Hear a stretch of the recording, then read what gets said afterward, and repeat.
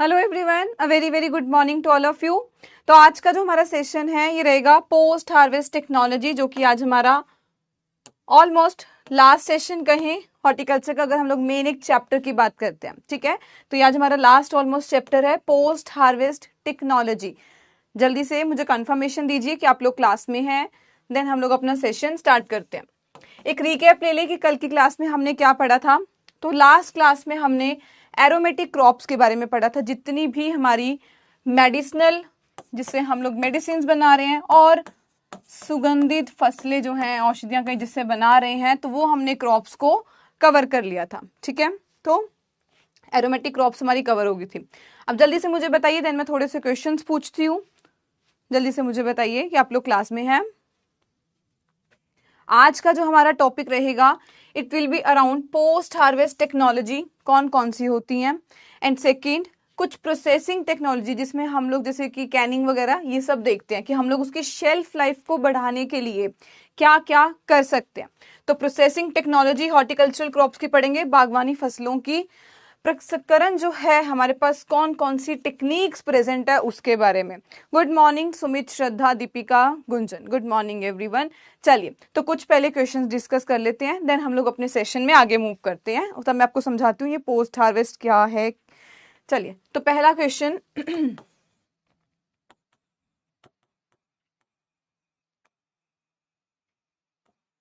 बताइए, botanical name of करी leaf, किस नाम से जाना जाता है बोटेनिकल नेम करी लीफ का, कड़ी पत्ते का। गुड मॉर्निंग शीतल।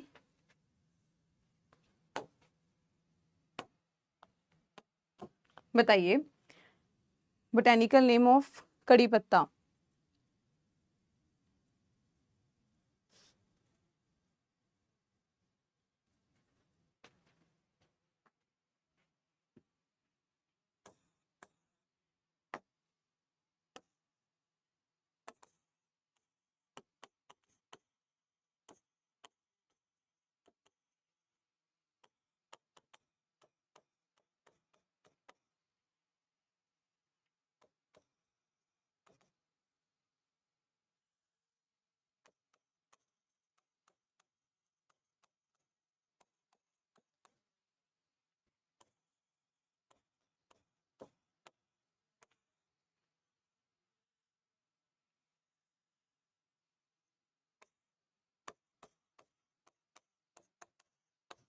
हाँ जी, पहला क्वेश्चन आपकी स्क्रीन पे है, बताइए क्या रहेगा आंसर इसका। बिल्कुल, मुराया कॉइनगी जो है बोटेनिकल नेम है फॉर कड़ी पत्ते की, जब हम बात करते हैं। बिल्कुल गुंजन, श्रद्धा, बाकी भी आंसर दीजिए क्या रहेगा। गुड मॉर्निंग खुशबू। सेकंड क्वेश्चन मैं तब तक आपका कंप्लीट करती हूँ।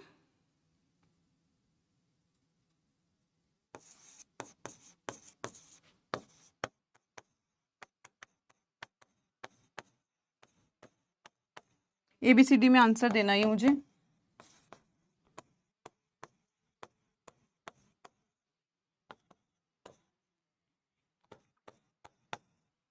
चलिए, second question on your screen. बताइए डॉक्टर हरभजन सिंह किस क्रॉप की इंप्रूवमेंट वर्क के साथ रिलेटेड है। अभी इन्होंने किस क्रॉप में कुछ इंप्रूवमेंट्स की थी इंडिया में, भिंडी में, करेले में, बीटा गॉर्ड में, बॉटल गॉर्ड में, या फिर मटर में। बताइए।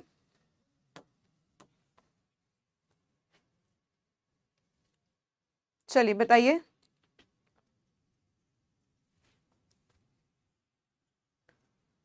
ABCD में आंसर देना, और इसका बिल्कुल मुराया कॉइनगी करेक्ट है।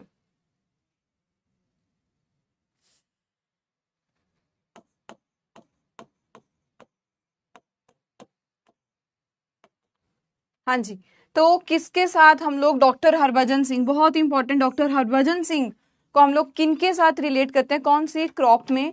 तो बिल्कुल जो हमारा करेक्ट आंसर होगा वो यहाँ पर होगा ए। बिल्कुल करेक्ट गुंजन, तो यहाँ पर ओकरा जो भिंडी है हमारा करेक्ट आंसर है, ओकरा, ऑप्शन नंबर ए बिल्कुल करेक्ट आंसर है। किसे, अच्छा ठीक है, 66% का करेक्ट आंसर है। जिन्होंने भी डी दिया है पी गलत है।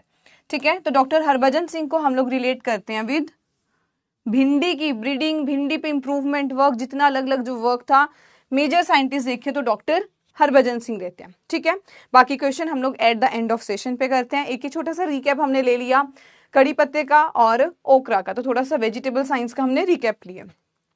अब आज के सेशन में आते हैं। तो आज के सेशन में हमारे पास पोस्ट हार्वेस्ट टेक्नोलॉजी, पहले तो ये समझते हैं कि पोस्ट हार्वेस्ट क्या है और क्यों इतनी इसकी ओवर हाइप हमने बनाई हुई है कि भाई पोस्ट हार्वेस्ट पे अलग से सब्जेक्ट हम लोग ला रहे हैं, कि इसका टॉपिक अलग से बनाया गया, भी इस पे स्ट्रेस दिलवाया जा रहा है, भी इस पे जो है सबको पता होना चाहिए कि क्या पोस्ट हार्वेस्ट है। तो क्या पंगा है या क्या बात है, तो ये है कि इंडिया में जब सर्वे वगैरह होता है तो ये देखा गया कि इंडिया प्रोडक्शन में बहुत अच्छा है, हम लोग हर क्रॉप्स को प्रोड्यूस बढ़िया कर रहे हैं, ज्यादा अमाउंट तक कर रहे हैं, कोई ना कोई इंप्रूव जो इसकी ब्रीडिंग प्रोग्राम है वो बहुत बढ़िया चला रहे हैं। हमारी जो लैक आती है वो किस चीज में है कि हमारे पास स्टोरेज का कोई चीज नहीं है, हम लोग स्टोरेज पे वर्क नहीं कर रहे हैं, सिर्फ उगाने पे मतलब कि प्रोडक्शन करने पे हाईएस्ट है, बट यहाँ पर जो हम लोग लॉस कर रहे हैं वो बहुत ज्यादा अमाउंट तक है, जिस कारण जितना हम लोग कर रहे हैं मतलब एक फार्मर जितना वो इतनी एफर्ट्स डाल रहा है, मेहनत कर रहा है, पर हमारे पास कोई स्टोरेज की ना फैसिलिटी, हमने पहले कुछ साल पहले अगर बात करें तो ना तो हमने उस पर कोई वर्क किया था, ना हमने उसकी एक प्रोडक्ट की शेल्फ लाइफ को कैसे बढ़ाया जाए उस पे कोई सोच विचार किया था कि टमाटर है बस उसको टमाटर की तरह ही खाओ। इसीलिए सरकार हो या हम लोग जो है अवेयर हो रहे हैं कि भाई हमें उसकी शेल्फ लाइफ कैसे बढ़ानी है जिससे हमारी जो है पॉपुलेशन बढ़ रही है। तो ये तो है नहीं कि हमने आज कुछ लगाया तो फटाफट से हम सारा कंज्यूम कर लेंगे, हमें उसके स्टोरेज पे भी तो सोचना पड़ेगा ना। इसी कारण से हमारी इंपॉर्टेंट बनती है ये ब्रांच जो कि है पोस्ट हार्वेस्ट टेक्नोलॉजी, कि जब तक जो है हमने प्रोडक्शन कर दी, फार्मर ने प्रोड्यूस करके दे दिया, unless it goes to the hand of consumer, मतलब कि फार्मर ने जब उसे प्रोड्यूस कर दिया, जब तक वो सही सलामत कंज्यूमर के हाथ में नहीं जा रहा, यहाँ के जो बीच वाला सारा वेस्टेज है इसको हम लोग नाम देते हैं that this is post harvest की मैनेजमेंट हमारी अच्छी नहीं है। हम लोग पोस्ट हार्वेस्ट लॉसेस कर रहे हैं यहाँ पर आके, क्योंकि जब यहां तक जाएगा इसका मतलब अल्टीमेटली तभी हमारा जो एंड कंज्यूमर है उसको सही तरीके से उसको मिला है ना। तो यही सारी जो टेक्नोलॉजी के बारे में समझना, उसकी शेल्फ लाइफ, हमें हमारे पास अगर टमाटर है, टमाटर को हम लोग किस तरीके से अच्छे उसकी शेल्फ लाइफ बढ़ा सकते हैं, उसका जो है सॉस बना सकते हैं ताकि लॉन्ग टर्म तक जो है हम उसकी यूटिलाइजेशन सही तरीके से कर सकते हैं। तो ये सारा जो आज का हमारा लेक्चर रहेगा इसी पर रहेगा कि पहली बात तो ये पोस्ट हार्वेस्ट टेक्नोलॉजीज क्या है, क्या हम लोग इसमें करते हैं, और दूसरा आता है कि कौन कौन सी हमारी इसमें में प्रोसेसिंग टेक्नोलॉजी हम लोग यूज कर सकते हैं। ठीक है, एक रिकैप दे दिया मैंने आपको कि पोस्ट हार्वेस्ट टेक्नोलॉजी क्या है, क्यों इसकी इतनी इंपॉर्टेंस है, क्योंकि यहाँ पे अगर हम लोग बढ़िया हैं, बट अगर हम लोग बीइंग अ मैनकाइंड होके सोचे, इंसानियत का सोचे, अगर हम लोग यहाँ इसको ढंग से यूज ही नहीं कर पा रहे हैं तो उसका क्या फायदा। इसका मतलब अल्टीमेटली हम लोग अपने जितना हम लोग लगा रहे हैं हम लोग उसकी रिसोर्सिस की वेस्टेज ही कर रहे हैं ना, अगर हम उसको अल्टीमेटली जो है सही यूटिलाइज ही नहीं कर पा रहे। तो इसीलिए पोस्ट हार्वेस्ट के समझना, उसके बारे में समझना, उसकी प्रैक्टिसेस को समझना, कौन कौन सी टेक्नोलॉजीज हैं उसके बारे में समझना बनता है इंपॉर्टेंट। ठीक है, तो इसीलिए आज का जो हमारा सेशन रहेगा वो रहेगा कि कौन सी टेक्नोलॉजीज हैं, हम लोग फ्रूट क्रॉप्स में कौन सी कर सकते हैं, वेजिटेबल में कौन सी कर सकते हैं, फ्लावर क्रॉप्स में हम लोग क्या क्या कर सकते हैं, और लास्ट पे कुछ ट्रीटमेंट्स के बारे में समझेंगे भी कौन कौन से डिफरेंट हमारे पास ट्रीटमेंट है। तो ये आज का हमारा सारा रहेगा। पहले फ्रूट्स के बारे में समझेंगे, वेजिटेबल्स में हम लोग क्या क्या कर सकते हैं, और फ्लावर्स में, एंड देन आएगा ट्रीटमेंट्स हम लोग जो दे सकते हैं। ठीक है, उससे पहले एक और कंसेप्ट आता है जो आता है क्लाइमेक्टेरिक एंड नॉन क्लाइमेक्टेरिक। अब क्लाइमेक्टेरिक फ्रूट्स क्या हुआ, जिनमें क्लाइमेक्टेरिक पीक आती है, मतलब कि इथिलीन जो होता है आफ्टर जब हमने उसको पेड़ से तोड़ दिया, कट कर दिया, हार्वेस्ट कर दिया, वो फिर भी उसमें क्या रहता है, इथिलीन की पीक आती है, जिस कारण वो पकता रहता है इवन आफ्टर हार्वेस्ट। इसका मतलब इसको मैनेज करना हमारे लिए और भी ज्यादा इंपॉर्टेंट है कि भाई क्लाइमेक्टेरिक फ्रूट्स है ये जल्दी जो है हमारा खराब ना हो जाए। नॉन क्लाइमेक्टेरिक में एज सच कोई पीक नहीं आती है, does not have any climacteric peak, does not have any ethylene, जिसकी पीक है वो ऐसे कोई पीक नहीं आती, बट हाँ इसमें भी लेस अमाउंट ऑफ इथिलीन जो है वो रिलीज होता है, इथिलीन जो होगा वो रिलीज होगा। इसका मतलब कि मैनेज हमें दोनों को करना पड़ेगा, पर हमारा मोर स्ट्रेस कहाँ पे होना चाहिए कि ये जल्दी से खराब ना हो जाए हमारा क्लाइमेक्टेरिक वाला। ठीक है। तो इसलिए हम लोग जो है दो पार्ट्स में डिवाइड करते हैं कि क्लाइमेक्टेरिक फ्रूट्स क्या हैं और नॉन क्लाइमेक्टेरिक है। अब जल्दी से मुझे पहले तो कुछ आंसर दीजिए, इसके एग्जांपल्स दीजिए कि क्लाइमेक्टेरिक फ्रूट कौन सा है और नॉन क्लाइमेक्टेरिक कौन सा है, जल्दी से बताइए। कुछ फ्रूट्स के, वेजिटेबल्स के किसी के एग्जाम्पल दीजिए कि कौन कौन से हमारे पास जो है क्रॉप्स वो क्लाइमेक्टेरिक में आती हैं।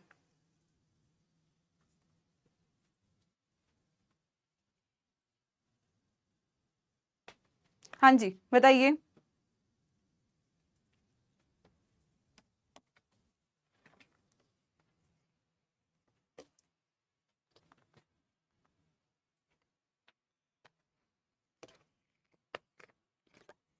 चलिए दीजिए आंसर।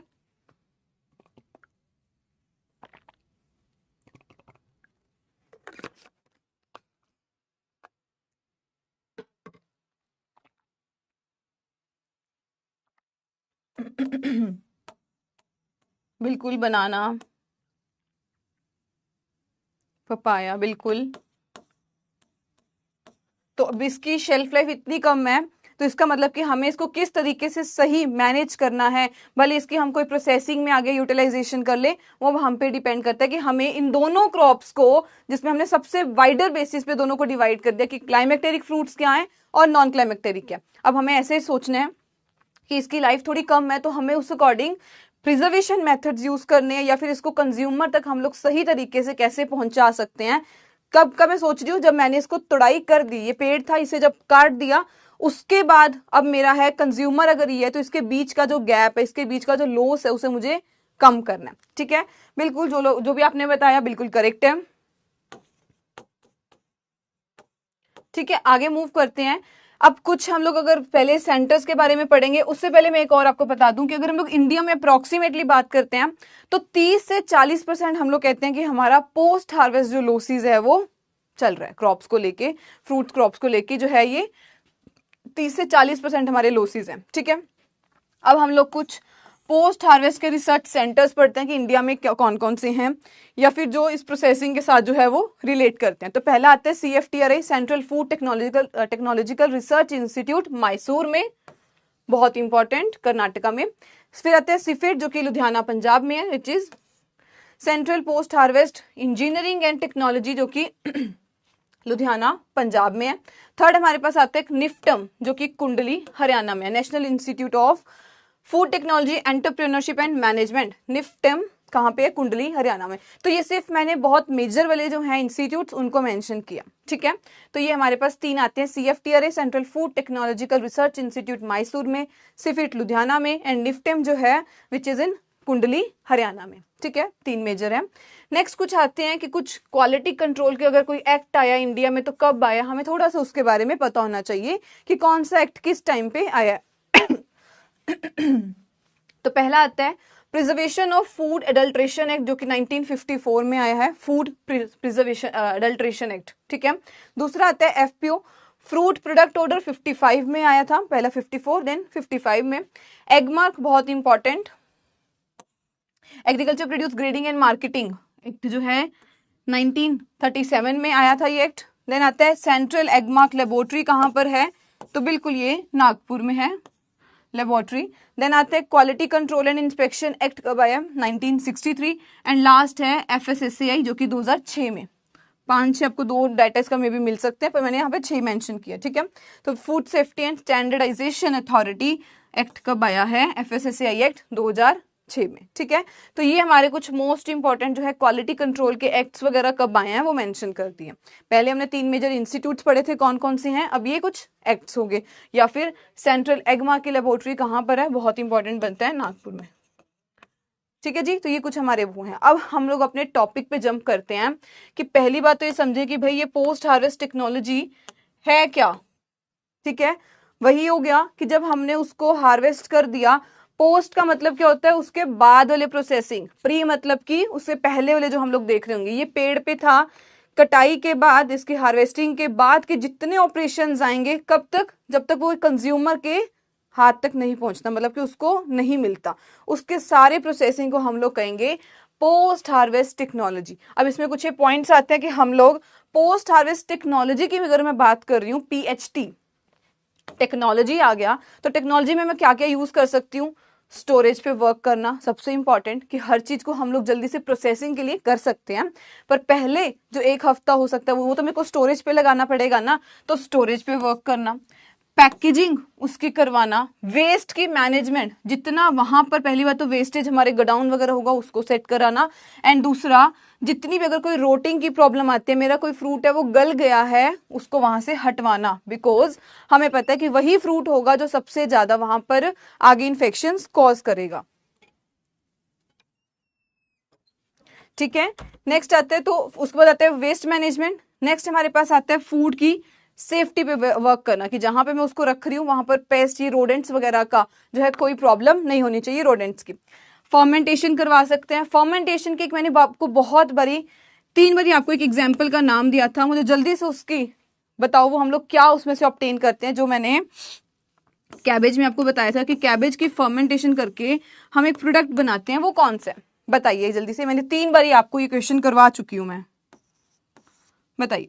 फिर आते हैं क्वालिटी को इंश्योर करना, क्योंकि मुझे पता है कि अगर मुझे यूएसए भेजना है, कनाडा भेजना है, अपना कोई भी फ्रूट कहीं भी बाहर भेजना है तो वहां पर कुछ स्टैंडर्ड्स होते हैं। तो क्यों ना हम अपने फ्रूट को जब लगवा ही रहे हैं उसको, मतलब अब जब हार्वेस्ट हो ही गया तो उसके क्वालिटी इंश्योर करना भी, कौन सी बढ़िया क्वालिटी का है उसको मुझे उस कंट्री के लिए एक्सपोर्ट कर सकती हूँ या फिर उसको फर्दर यूज कर सकती हूँ। ठीक है, जैसे कि हम लोग प्रीमियम क्वालिटी रखते हैं। इवन हम लोग जब मार्केट में जाते हैं तो हम लोग ये सिलेक्ट करते हैं कि यार बढ़िया सा कोई एप्पल देना, बढ़िया सा कोई मैंगो दिखाना, इस तरीके से। तो क्वालिटी बेसिस पे उसकी क्वालिटी को मेंटेन करके रखना ये भी हमारा है। नेक्स्ट आता है उसकी प्रोसेसिंग। टमाटर ले लीजिए, कोई भी प्रोडक्ट ले लीजिए, हम उसकी जो है प्रोसेसिंग पे वर्क कर सकते हैं। एंड वही आ गया फिजियोलॉजी, कि पहले आप उसकी फिजियोलॉजी समझिए कि क्लाइमेटेरिक फ्रूट है या फिर नॉन क्लाइमेटेरिक है, मतलब कि हम इसको हफ्ता को रख सकते हैं या फिर ये बहुत जल्दी खराब हो जाएगा, तो उसकी हमें फिजियोलॉजी समझनी पड़ती है। या फिर अगर मैं इसको रखूंगा तो सबसे पहले कौन सा रोडेंट आ सकता है जो इसको कीटनाशक जो है कीट कहेंगे जो आके इसको अटैक करेगा। बिल्कुल यहाँ पर गुंजन श्रद्धा करेक्ट है, जो कि है सॉसर क्रॉट। तो ये हम लोग इसकी फर्मेंटेशन से ही जो है वो बनाते हैं, सॉक्रोट कहें। ठीक है, चलिए तो ये हमारा था एक फिर से introduction part about the PhD, कि हम लोग इसमें क्या क्या कर सकते हैं। टेक्नोलॉजी अगर मैं बोल रही हूँ तो उस टेक्नोलॉजी में क्या क्या पार्ट्स आएंगे। अब आगे हम लोग चलते हैं, कुछ प्रैक्टिसेस की बात करें। जैसे ये हमने खुद भी किया था मास्टर्स में, हमारे ये दिया गया था प्लम आलू बुखारे की जब हार्वेस्टिंग की, तो सबसे पहले प्रोसेस क्या होता है, सबसे पहला तो आता है फील्ड हीट को रिमूव करना। आगे आएगा मैं तब आपको बताऊंगी फील्ड हीट क्या होता है, जिसको हम लोग प्री कूलिंग का नाम देते हैं। ठीक है, उसको करने के बाद जब हम उसको लैब में उसकी फर्दर पोस्ट हार्वेस्ट के स्टेप स्टार्ट होगी तो सबसे पहला आता है वॉशिंग कराना। वॉशिंग हम लोग अक्सर किससे करवाते हैं, क्लोरीनेटेड वाटर, जिसमें क्लोरीन प्रेजेंट होगा तो हम लोग ये क्लोरीनेटेड वाटर को यूज करते हैं। जिसमें जो ये क्लोरीनेटेड वाटर होता है वो कैसे काम करता है, एज अ डिसइंफेक्टेंट, कि अगर मेरे फ्रूट पे कोई भी इंफेक्शन होगी किसी भी प्रकार की उसको रिमूव करेगा वो। ठीक है, तो सबसे पहला जो है हमारे पास प्रोसेस क्या आता है, वॉशिंग, पानी में क्लोरीन वाटर जो है उसको यूज करना, क्लोरीन डाल देना, क्लोरीन वाटर, क्लोरीनेटेड वाटर को यूज करना जो कि एज अ डिसइंफेक्टेंट, ताकि ये ना हो कि अभी वो फील्ड से आया उस पर कोई इन्फेक्शन लगी हुई थी और मैंने उसको आगे जो है डायरेक्ट स्टोरेज के लिए भेज दिया कि इसको भाई कोल्ड एटमोस्फेयर में स्टोर कर दो, ऐसा करके नहीं। पहला आएगा कि उसमें से अगर कोई इन्फेक्शन है इन केस उसको रिमूव किया जाए। ठीक है, तो इस तरीके से पहले हम लोग देते हैं वॉशिंग क्लोरीनेटेड वाटर की। देन हमारे पास सेकंड स्टेप क्या आ सकता है कि डीग्रीनिंग। डीग्रीनिंग का मतलब क्या हुआ, जो ऊपर क्लोरोफिल की लेयर है उसको रिमूव करना, मतलब कि ग्रीन लेयर को रिमूव करना। अब मुझे एग्जांपल बताइए कि डी ग्रीनिंग हम लोग किस किस फ्रूट्स में करते हैं। अगेन बहुत बारी रिपीटेड 3 मेजर उसमें एग्जांपल्स आती है जिसमें हम लोग डी ग्रीनिंग फॉलो करते हैं, मेजर 3। बताइए कौन कौन सी है।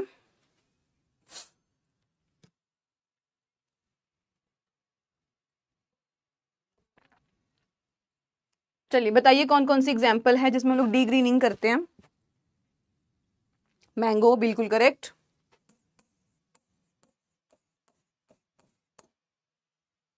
सिट्रस बिल्कुल,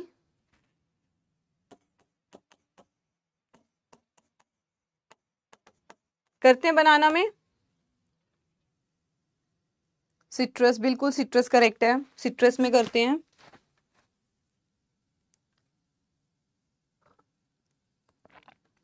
तो उसके बाद हमारे पास अब क्या आता है कि हम लोग पहले तो हमने जब वॉशिंग उसको दे दी, देन आते हैं कि हम उसमें अब डी ग्रीनिंग करें ताकि अगर कोई ग्रीन लेयर है उसको रिमूव किया जा सके। नेक्स्ट इस तरह से डी ग्रीनिंग करके हम उसको जो ओरिजिनल उसका कलर है उसमें लाने की ट्राई करते हैं, ठीक है, ताकि उसमें से जो क्लोरोफिल लेयर है वो रिमूव कर सके। अब इसमें क्या आता है कि इसमें हम लोग कुछ सिंथेटिक राइपनिंग के लिए भी यूज कर सकते हैं। अक्सर आपने सुना होगा कि आजकल जो है केलों को पका रहे हैं, बहुत सारे फ्रूट्स को पकाया जाता है, जो राइपनिंग चैम्बर्स होते हैं उसमें ले जाते हैं ताकि उसमें कुछ या तो इथिलीन रिलीजिंग होगा वो चैम्बर जहां पर इथाइलिन गैस रिलीज हो रही है और उसको वो पकाएगी। सेकंड क्या आता है, अगर मैं सिंथेटिक की बात कर रही हूँ, बहुत इंपॉर्टेंट, कैल्शियम कार्बाइड को यूज किया जाता था, याद रखना था, अब नहीं यूज करते। So it was use earlier, पर नाउ ये बैन हो चुकी है, ठीक है। तो इसे पहले यूज किया जाता था, ऑफिशियली यूज करते थे, अब इसको बैन कर दिया गया। तो ये पहला क्या आता है कि सिंथेटिक राइपनिंग में जैसे हम लोग अक्सर यही देखते हैं कि हाँ उसके ऊपर जो लेयर बनी हुई है उसको राइपन पकाया जा रहा है, तो वो क्या होता है, कैल्शियम कार्बाइड को यूज करते थे। इसका फॉर्मूला क्या है, CaC2, कैल्शियम कार्बाइड, ठीक है। जब भी 2 ऊपर आएगा तो समझ लेना वो 2 उसके सुपरस्क्रिप्ट में था, सबस्क्रिप्ट में था, ठीक है। तो कैल्शियम कार्बाइड को हम लोग यूज करते थे क्योंकि वो एसिटाइलिन गैस रिलीज करती थी। सेकंड आते हैं इथिलीन राइपनिंग के पूरे चैम्बर बनाए होते हैं जहां पर इथिलीन गैस जो होती है वो होती है वहां पर। तो फ्रूट्स को एक्सपोज किया जाता है कुछ लेवल ऑफ इथाइलिन जो कि 100 से 150 ppm तक जो होती है इथाइलिन गैस उस चैम्बर में, एयर टाइट चैम्बर, ताकि जो इथाइलिन गैस अंदर है वो बाहर बिल्कुल भी रिलीज ना हो, ठीक है, वो यूज कर सकते थे। और जैसे कि यहाँ पे भी एक एग्जांपल दी हुई है बनाना के राइपनिंग चैम्बर की, अगर हम लोग बात करते हैं जिसमें इथिलीन का लेवल भाई 100 से 150 तक हमें रखना था, तो यहाँ पे हम लोग 100 ppm रखते हैं 24 घंटे के लिए, 18 से 16 डिग्री इसको टेम्परेचर देते थे विद रिलेटिव ह्यूमिडिटी 90 से 95% तक इसको हम लोग रिलेटिव ह्यूमिडिटी देते थे। तो इस तरीके से बनाना का राइपनिंग चैम्बर का ये कुछ है ऑप्टिमाइजेशन रहता है कि कितना इथिलीन गैस कितने टाइम के लिए, कितना RH होना चाहिए और कितना उसमें डिग्री जो है उसका टेम्परेचर रहना चाहिए, ठीक है। तो ये कुछ है बनाना के लिए इंपॉर्टेंट। इसी तरह मैंगो का भी था, मैंने उसको इरेज कर दिया, सिर्फ बनाना का रखा, ठीक है। तो ये आता है पहली बात हमारे राइपनिंग के लिए हम लोग क्या क्या यूज करते हैं। नेक्स्ट समझते हैं कि और हम लोग कौन सी टेक्नोलॉजी जो है वो यूज करते हैं। तो पहली आती है इरेडिएशन। थोड़ा सा नाम से क्लियर हो रहा है, इरेडिएशन का मतलब कि रेडिएशंस दे देना उसके बीच में ताकि कुछ टाइम जो उसकी शेल्फ लाइफ जो है उसको हम लोग इंक्रीज कर सके, अगर कोई पेस्ट वगैरह है उसको हम लोग किल कर सके। तो ये देखो ऑयस्टर, जैसे ऑयस्टर जिसको ये सी फूड है जिसको कंज्यूम करते हैं, ऑयस्टर्स हो गए, बीफ हो गया या फिर स्पाइसीज क्रॉप। तो इस तरह से उसको इरेडिएशन चैम्बर में जो है वो डाला जा रहा है जहां पर गामा रेज होंगी, तो उससे जहां पर जो गामा रेज होगी फिर बाहर में वो उससे ट्रीटमेंट होके वो बाहर निकलेगा, ठीक है। तो यहाँ पर उन्होंने डिफरेंट डिफरेंट यूज किया। तो देखते हैं यहाँ पे बेसिकली क्या होता है, हम लोग फूड या तो वो मतलब फ्रेश है या फिर हम पैक्ड फूड को गामा रेज के साथ जो है वो डील करते हैं कुछ स्पेसिफिक टाइम पीरियड के लिए। तो यहाँ पर हमारे लिए इंपॉर्टेंट बनता है कि कौन से हम लोग मेजर रेज दे रहे हैं जब हमारा फूड ऐसे जा रहा है। दिस इज पैक्ड फूड, तो पैक्ड भी हो सकता है या फिर हम लोग जो फ्रेश फूड है उन दोनों को यूज कर सकते हैं और उसको इस तरह से इरेडिएशन चैम्बर में गामा रेज उससे इंट्रोड्यूस करवा रहे हैं, ठीक है। तो इससे होता क्या है, देखो अब यहाँ पे 2 कंडीशन आती है कि या तो हो सकता है हाई डोज है हमारी गामा रेज की, मतलब कि इरेडिएशन की, या फिर लो डोज। तो जब तो लो डोज देते हैं हम लोग, थोड़ी सी डोज देते हैं, तो उससे सिर्फ क्या होता है उसकी एक्टिविटी ना हल्की सी सेलुलर जो एक्टिविटी है, मतलब कि सेल लेवल पे, इतना बड़ा अगर हमारे पास कोई फ्रूट है तो उसके सिर्फ सेल लेवल पे आके उसको हल्के से डिस्टरबेंस होती है। कब, जब मैं उसमें लो लेवल दे रही हूं इरेडिएशन का, ठीक है, टू इनहिबिट, ताकि बेसिकली क्या हो कि स्प्राउटिंग ना हो मेजरली, बस। तो लो लेवल पे हम लोग ये करते हैं। पर जब मैं हाई लेवल पे डोज दूंगी, हाई लेवल डोज दूंगी, तो वहां पर वो जितने भी उसमें फंजाई बैक्टीरिया कोई भी प्रॉब्लम होगी उसको वहां पर किल कर देगा, ठीक है। तो ये लाइन नीचे छुप गई है, नहीं तो ये लिखा हुआ है कि हाई डोज पे वो फंजाई बैक्टीरिया जितना भी उसके अंदर कुछ भी प्रेजेंट होगा, ऑर्गेनिज्म, माइक्रो ऑर्गेनिज्म कहें तो, उसको किल कर देगा, ठीक है। तो ये आता है हमारे पास इरेडिएशन, मतलब कि रेडिएशंस के साथ किलिंग करवाना। तो यहाँ पर बेसिकली हम लोग गामा रेज को यूज करते हैं। नेक्स्ट आते हैं, अक्सर आपने देखा होगा वैक्सिंग करना, ये हमने इवन प्लम में, आलू बुखारा में हमने एडिबल वैक्सिंग की थी, एडिबल कोटिंग्स का नाम दिया था।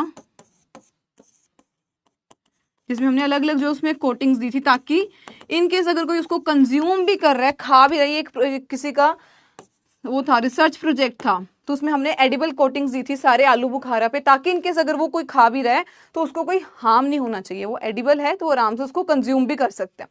तो इस तरीके से डिफरेंट डिफरेंट हमारे पास कोटिंग्स आती है, जिसको हम लोग वैक्सिंग का नाम देते हैं। वैक्सिंग हम लोग क्यों करते हैं फ्रूट्स की वैक्सिंग, ताकि एक तो वो जो है पेस्ट से अटैक उसको ना हो, दूसरी बात देखने में भी अच्छा लगे। जैसे अक्सर मेरे को एक याद आ रही है, सिट्राशीन वैक्स को यूज किया जाता है, सिट्राशीन वैक्स करते हैं, ठीक है। तो यहाँ पर अब क्या है, वैक्सिंग का मतलब कि कोई फंजीसाइड या फिर कोई भी ग्रोथ सब्सटेंस लगाना या other chemical along with edible wax, ताकि हम बेसिकली जो है उसकी शेल्फ लाइफ को इंप्रूव कर सके। जैसे कि एप्पल में बहुत मशहूर है, जब हम लोग अक्सर खाते हैं तो कहते हैं कि चाकू से पहले नहीं बल्कि उसको रगड़ लेना चाहिए, क्योंकि देखो इस प्रकार उसके ऊपर बहुत सारी जो होती है वैक्स लेयर, हो सकता है ये नॉन एडिबल होगी कि हम लोग नहीं खा सकते और हम लोग बिना धोए जो है अच्छी तरीके से उसको बिना धोए खा लेते हैं, ठीक है। बट प्रेफर आजकल क्या किया जाता है कि एडिबल कोटिंग्स लगा दो, एडिबल वैक्सिंग उस पे कर दो, ताकि इनकेस कोई कंज्यूम भी कर रहा है तो उसकी बॉडी पे कोई हार्म नहीं होना चाहिए। तो यहाँ पर एडिबल में मतलब हम लोग किस किस फ्रूट में करते हैं, एप्पल में करते हैं और अनार में मेजरली करते हैं, और भी बहुत सारे फ्रूट्स हैं जिनमें हम लोग ये वैक्सिंग वगैरह तो करते हैं। सिट्रस में, किन्नू में इतना ज्यादा वैक्सिंग की जाती है। अब आते हैं पॉइंट कि क्यों करते हैं, ये बहुत इंपॉर्टेंट हमारे लिए कि क्या इससे हमें फायदे हो रहे हैं। तो पहला तो क्या आ रहा है कि हम इससे शेल्फ लाइफ जो है वो तो इंक्रीज कर ही रहे हैं, शेल्फ लाइफ तो हम लोग इंक्रीज कर ही रहे हैं। शेल्फ लाइफ कैसे इंक्रीज होएगी, क्योंकि उसके अंदर का जो मॉइस्चर लॉस हो जाएगा, रेस्पिरेशन उसमें कम हो जाएगी, तो वहां पर क्या होगा, उसमें जो मॉइस्चर का लॉस होगा कम हो जाएगा। फ्रूट दिखने में शाइनिंग अपीयरेंस आएगी, हमें देखने में बढ़िया लगेगा फ्रूट हमारा कि हाँ भाई बहुत अच्छी है, इसमें शाइन आ रही है, तो इंप्रूव द अपीयरेंस। और थर्ड क्या रहेगा कि उसमें स्टोरेज की जो प्रॉब्लम्स है वो भी कम हो जाएगी, ठीक है। इसीलिए हम लोग वैक्सिंग जो है वो करते हैं। हमारे एरिया में तो बहुत बड़े बड़े प्लांट्स लगे हुए हैं वैक्सिंग एंड ग्रेडिंग के, क्योंकि हमारे एरिया में किन्नू जो है वो सारे साइट पे एक्सपोर्ट किया जाता है, तो वहां पर ये वैक्सिंग के प्लांट्स बहुत बड़े लगे हुए हैं, वैक्सिंग एंड ग्रेडिंग के, ठीक है। तो इसलिए वैक्सिंग करते हैं ताकि उसकी शेल्फ लाइफ हम लोग इंक्रीज कर सके, कोई अटैक ना आए, उसको देखने में अच्छा लगे कंज्यूमर को। हमें बेसिकली एक फार्मर के दिमाग में क्या होता है कि मेरे को कंज्यूमर को एक्सेप्टेबल दिखाना है कि भाई बहुत अच्छा ये फ्रूट है, ठीक है, और मॉइस्चर लॉस तो उसमें फिर लो हो गई। नेक्स्ट आता है प्री कूलिंग। अब प्री कूलिंग जो मैं आपको पहले बता रही थी, प्री कूलिंग का मतलब क्या हुआ, जो फील्ड की हीट है उसको रिमूव करना। सो this is removal of pre field heat from harvested vegetable. क्योंकि देखो जैसे मैं आपको इसमें एक एग्जांपल देती हूँ, जैसे जब एक बच्चा होता है अपने मदर की वोम में होता है, कोख में होता है, तो वो एक अम्बिलिकल कोड होती है उसके साथ जुड़ा होता है। ये बात हमें पता है कि हाँ इस कोड के साथ जो है एक बच्चा अपनी माँ के साथ जुड़ा होता है, ठीक है। अब जब वो हम काट देते हैं कोड, तो हम लोग क्या वेट करते हैं कि बच्चा जो है रोना शुरू करे, ताकि उसके जो अपने प्रोसेसेस है ना वो शुरू हो, कि उसकी रेस्पिरेशन शुरू हो, वो खुद जो उसकी ब्रीदिंग प्रोसेस शुरू हो, ताकि वो खुद जो अपना सांस लेना सीख जाए। सिमिलरली ये होता है कि प्री कूलिंग का मतलब कि जब हमारे फ्रूट्स अभी इसके साथ अटैच थे, ट्री के साथ अटैच थे, अब हमने जब उसको हार्वेस्ट कर दिया, अभी तक क्या हो रहा था कि उसके जो सारे प्रोसेसेस थे वो उसकी मदर ट्री के साथ साथ चल रहे थे, जिससे वो न्यूट्रिएंट आ रहा है वो सब कुछ उसी ट्री के साथ लिंक्ड था। अब जब हमने उसको कट कर दिया हमारा फ्रूट, हमने उसमें इतनी ज्यादा एनर्जी एकदम से जनरेट होगी, इतनी हीट जनरेट होगी, तो पहला स्टेप क्या आता है कि उस हीट को हमें रिमूव करना होता है। ये ना हो कि एक पेड़ था, मैंने जैसे ही फ्रूट काटा उसको डायरेक्टली मैं स्टोर कराने के लिए ले गई, नहीं। जब मैंने एक फ्रूट को काटा तो पहला स्टेप क्या आता है कि उसको कुछ देर तक जो है उसका टेम्परेचर नॉर्मल होने दो। उसके बाद जैसे कि 2-3 घंटे हो जाएं, 4-5 घंटे हो जाएं, उसके बाद आप उसको अगली जो जितनी भी आप स्टेप्स करना चाहते हो वो स्टार्ट कर सकते हो, ठीक है। ताकि एक बार ही उस जो है फ्रूट को, अगर वो क्लाइमेटेरिक फ्रूट है या कोई भी है, उसको ये एहसास हो कि भाई अब हार्वेस्ट हो चुके हो, कट चुके हो, तो अब आपको अपनी जो प्रोसेसिंग है वो खुद की स्टार्ट करनी पड़ेगी, अपनी लाइफ भी बढ़ानी है, किस तरीके से आप लॉन्ग टाइम सस्टेन कर सकते हो। तो वहां पे वर्ड यूज किया जाता है प्री कूलिंग। अक्सर प्री कूलिंग का जो सबसे बड़ा, मैं आपको अगर कीवर्ड बता दूं ना, कि आपको जब भी क्वेश्चन आएगा अगर ये वर्ड लिखा हुआ कि फील्ड हीट की रिमूवल, इसका मतलब वो प्री कूलिंग की बात कर रहे हैं, ठीक है। लाइन दोबारा पढ़ते हैं, removal of your field heat को रिमूव करना, कि जितनी भी उसके अंदर ये हीट एक बार थी, फील्ड हीट थी, उसको हार्वेस्ट किया गया, इतनी एनर्जी थी, हमने जब उसको हार्वेस्ट कर दिया, कुछ टाइम तक क्या करते हैं अक्सर फार्मर, पेड़ के नीचे ही उसको किसी उस पे बोरी पे स्टैक पे, बोरी पे रखते हैं ताकि कुछ हद तक जो हमारा फ्रूट है वो नॉर्मलाइज हो सके। भी इतनी हीट थी उसके अंदर, इतनी एनर्जी थी, अब कुछ हद तक जो है वो अपना टेम्परेचर लो डाउन करे, ठीक है। तो वहां पे हम लोग क्या कहते हैं, उस टेम्परेचर, जो मैं टेम्परेचर वर्ड यूज करी उसको हम लोग क्या कहते हैं, फील्ड हीट। तो इस रिमूवल करना इस फील्ड हीट को फ्रॉम जिसको भी हमने हार्वेस्ट किया, कोई फ्रूट है, कोई वेजिटेबल है, उसको हम लोग कहते हैं प्री कूलिंग करवाना। तो ये हम लोग ऑलमोस्ट सारी वेजिटेबल्स में ये चीज फॉलो करते हैं कि हमें इस हीट को रिमूव कराना है, ठीक है। ये हमारा नेक्स्ट आता है। अब देखो, गलती किसान यहां भी कर सकते हैं कि हमने जैसे उसने हार्वेस्ट किया फटाफट ले गया आगे भी चलो इसकी स्टोरेज पे फोकस कर दो। तो ये छोटी छोटी गलतियां होती हैं, इसी छोटी छोटी गलतियों को ना कर पाए इसीलिए हम लोग ये सारे जो स्टेप्स हैं पोस्ट हार्वेस्ट टेक्नोलॉजी में पढ़ते हैं कि देखो ये स्मॉल स्मॉल जो है हमारे एफर्ट्स ही होते हैं जिससे हम लोग उसकी शेल्फ लाइफ को कैसे इंक्रीज करा सकते हैं, ठीक है। तो एक हमारे पास ये प्रोसेस आता है। नेक्स्ट आता है कि पैकेजिंग को लेके हम लोग, अब जब हमने उसकी फील्ड हीट रिमूव कर दी है उसके बाद अगर हम लोग उसकी पैकेजिंग करवाना चाहते हैं तो क्या फॉलो कर सकते हैं। तो पैकेजिंग में हमारे पास क्या आता है, ये श्रिंक रैप्स होते हैं। अगर आप अकेला हॉर्टिकल्चर पढ़ा होगा या अगर आपने हॉर्टिकल्चर का कोई भी कोर्स निकाला होगा तो उसमें आपने बहुत सारे डिफरेंट डिफरेंट जो श्रिंक रैप्स होते हैं वो पढ़े होंगे।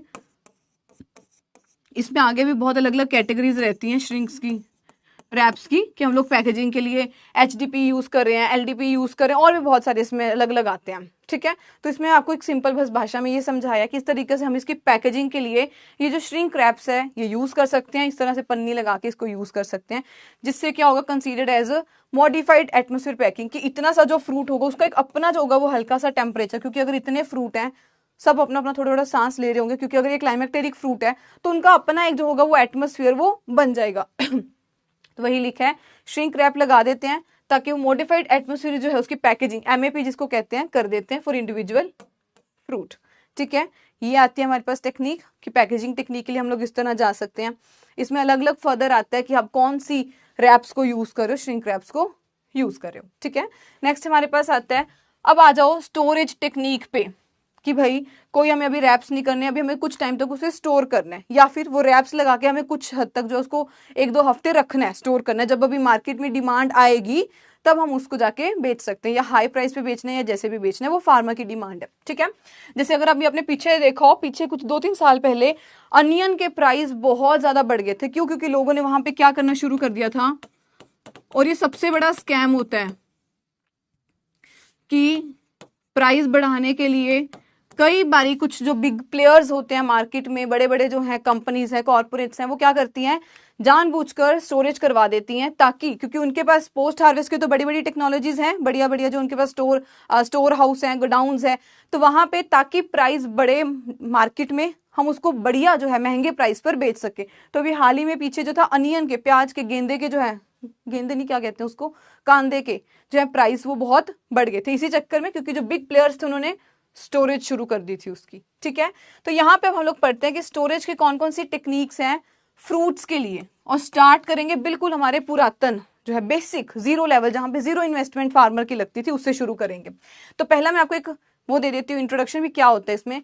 नॉर्मली स्टोरेज का टेम्परेचर, टेम्परेट फ्रूट्स की बात करेंगे तो ऑलमोस्ट हम लोग इतना ही रखते हैं, और रिलेटिव ह्यूमिडिटी कितनी रखते हैं, 90 से 95%। तो ये आइडियल है सबके लिए। अगर हम लोग RH की बात करते हैं रिलेटिव ह्यूमिडिटी की, तो वो तो 90 से इतनी रहती है, 95% तक। और अगर हम लोग सिर्फ टेम्परेट फ्रूट्स की बात करते हैं मेजरली, तो उसका टेम्परेचर इतना रहता है। अब आते हैं कि सबसे हमारा पुराना तरीका जो फार्मर पे ना ही उसकी ज्यादा इन्वेस्टमेंट लगती थी, तो वो आता था zero energy cool chamber, ZECC। भले ही एग्जाम में नहीं पूछेगा, बट एक बार बेसिक्स को क्लियर करते हुए चलते हैं।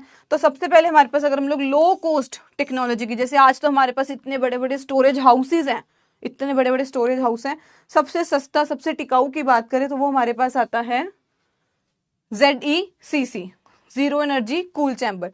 बेसिक सी बात है, इनके हिसाब से पूछे इसका प्रिंसिपल क्या था, इवेपोरेटिव कूलिंग। इस तरीके से हम उसको पूरा ब्रिक्स जो है ईंटों को यूज करके बनाते थे, लोअर लेवल पे जाके बनाते थे, और ऊपर से इसके जो थे ये बोरी को पानी से छिड़काव करके रख देते थे। इससे क्या होना है, हमारी जो वेजिटेबल्स कहें, फ्रूट्स कहें, उनकी शेल्फ लाइफ को हम लोग इंक्रीज कर सकते हैं, बस। तो किसके प्रिंसिपल पे बेस्ड है, इवेपोरेटिव कूलिंग के। सेकंड आता है कि किसने दी थी, तो ये IARI में SK Roy and SR Khurdiya, इन दोनों ने साइंटिस्ट ने ये दी थी, ठीक है। दोनों पॉइंट्स लिख दिए क्या है क्या प्रिंसिपल था और किन दो साइंटिस्ट ने IARI में ये टेक्निक सीखी और कैसी ये दिखती है। इस तरीके से हम लोग ब्रिक्स, बिल्कुल ही सस्ता सा बेसिक जो है वो यूज करते हैं मेथड, ब्रिक्स को लगा देते हैं अंडरग्राउंड किसी पोर्शन में ताकि जहाँ पे ठंडक रहे, और ऊपर से अपने फ्रूट्स को थोड़ा सा और ठंडक देने के लिए बोरी जो है वो यूज कर लेते हैं, थोड़ा सा उस पर पानी का छिड़काव कर देते हैं। ठीक है, तो ये हमारा सबसे पहला आता है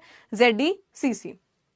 अब हाई कोस्ट की बात करें तो हाई कोस्ट में हमारे पास दो टेक्नोलॉजीज आती हैं जो है controlled atmosphere storage and second आता है मॉडिफाइड एटमॉस्फेयर स्टोरेज। ठीक है, तो इस तरीके से हम लोग बड़े बड़े स्टोरेज हाउस में जो इनकी स्टोरिंग करते हैं फ्रूट्स वेजिटेबल्स की। आपने अक्सर अपने कॉलेज में इंस्टीट्यूट में जो है देखा होगा, इस तरीके से कोई ना कोई चैम्बर वहाँ बने होते हैं जहां पर फ्रूट जैसी हार्वेस्ट होके आया उसको स्टोर कर सकते हैं। ठीक है, अब यहाँ पे एक एक लाइन पढ़ लेते हैं। तो कंट्रोल एटमॉस्फेयर स्टोरेज में क्या होता है और मॉडिफाइड एटमॉस्फेरिक स्टोरेज MAS में क्या रहता है। तो कंट्रोल्ड में हम लोग जो है बड़े लेवल पर सारा जो है हमारा कोल्ड स्टोरेज का एक ही हम लोग जो उसका टेम्परेचर वगैरह मेंटेन कर देते हैं। ठीक है, तो ये हमारा रहता है कंट्रोल्ड वाले पे। इसमें क्या रहता है बेसिक। बेसिक अगर हम लोग बात करते हैं तो देखो हमारा मेन क्या टारगेट होता है कि हमें रेस्पिरेशन रिड्यूस करनी है ताकि जो हमारा फ्रूट है वो ज्यादा रेस्पायर ना करे। जितना रेस्पायर करेगा मतलब कि उसकी उतनी तो प्रोसेसिंग फास्ट चल रही है। हमें यहाँ पे क्या चाहिए कि ऑक्सीजन लेवल को हमें करना है कम, कार्बन डाइऑक्साइड को करना है बढ़ाना है। बस ये दो हमारे बेसिक प्रिंसिपल रहते हैं कि हमें लो ऑक्सीजन रखनी है और हाई कार्बन डाइऑक्साइड रखनी है। तो जितनी भी हम लोग स्टोरेज कर रहे हैं यही प्रिंसिपल रहता है हमारा कि ऑक्सीजन रेस्पिरेशन कम हो, कार्बन डाइऑक्साइड का लेवल ज्यादा रहे। तो यहाँ पे कंट्रोल में जब हम लोग बात करते हैं तो बेसिक बस यहाँ होता है, यहाँ पे हमारे पूरा चैम्बर में जो होता है वो टेम्परेचर यही मेंटेन रहता है। Low oxygen, high carbon dioxide store at gas tight containers जो है वहां पे हम लोग रखते हैं ऑप्टिमम स्टोरेज टेम्परेचर पर। ठीक है, तो ये सारा ओवरऑल जो उस एरिया में सेम रहेगा। मैंगो, पियर, टमाटो ऑलमोस्ट सबको ही कर सकते हैं। सेकंड हमारे पास आता है मॉडिफाइड MAS। तो बेसिकली इसमें क्या होता है, इसमें हम माइक्रो लेवल पे उसकी मैनेजमेंट कर रहे होते हैं। सो 90 to 95% जो है वो storage of green vegetable, other root, कोई भी इसको जो है हम लोग स्टोर कर सकते हैं। बस ये यहाँ पे डिफरेंस ये है कि यहाँ पे हम लोग उसकी माइक्रो लेवल पर मैनेजमेंट करते हैं। जैसे कुछ टाइम तक मैंने जो उसको इतना टेम्परेचर दे दिया, किसी और को उतना टेम्परेचर दे दिया, इस तरीके से। बट यहाँ पर ओवरऑल हमारा सारा टाइम भर जो है वो यही टेम्परेचर रहेगा। यहाँ पे थोड़ा डायनेमिक रहता है कि जब हमें लग रहा है कि हाँ अब करना चाहिए, टेम्परेचर इतना करना चाहिए, वो हम लोग इसमें मेंटेन रेगुलेट कर सकते हैं। ठीक है, और माइक्रो लेवल पे कर सकते हैं। तो ये हमारे पास मेजरली आते हैं दो। अब हम स्टार्ट करते हैं विद आवर वेजिटेबल क्रॉप्स। ठीक है, अब वेजिटेबल में एंटर किया है तो ये तो है नहीं डायरेक्ट हम लोग वेजिटेबल्स का सिस्टम स्टार्ट करते हैं। पहले हम लोग ये भी समझते हैं ना कि मेरी जो क्रॉप है उसमें से कौन सी क्रॉप्स हैं जिसमें तो रेस्पिरेशन कम है, जिसमें मॉडरेट है, हाई है और वेरी हाई रेस्पिरेटरी एक्टिविटी जो है किस में रहती है कि जब मैं इसको कट करके आऊंगी तो किस में तो रेस्पिरेशन रेट धीरे है तो उसको हम लोग स्टोर कर सकते हैं आराम से लंबे टाइम तक, और किस में बहुत तेजी से रेस्पिरेशन हो रही है तो उसको मुझे प्रायोरिटी पे जल्दी, क्योंकि इसके जो है खराब होने के चांसेस वो बहुत ज्यादा रहेंगे। तो यहाँ पर डिफरेंट डिफरेंट जो आपके लिए मैंने एक चार्ट जो है टेबल पूरा बना दिया। क्रॉप्स पढ़ेंगे हम इसमें कौन कौन सी है, जैसे कि लो में पोटैटो, अनियन, कुकुम्बर, मॉडरेट में पेपर, कैरेट, टमाटर। देन आता है हाई रेस्पिरेशन किसकी रहती है, पी और रेडिश की, और बहुत हाई ग्रीन अनियन की, पार्सले, मशरूम, इन सबकी एक्टिविटी जो है वो बहुत ज्यादा रहती है। तब तक मैं पूछना भूल गई, अगर कोई डाउट है तो पूछ लो। फ्रूट्स में कोई डाउट आया है तो पूछ लीजिए। वैसे आज का टॉपिक बहुत इंटरेस्टिंग है हमारा, अभी तक फ्रूट्स तक बहुत इंटरेस्टिंग रहा है। यहाँ पे कोई डाउट है तो पूछिए।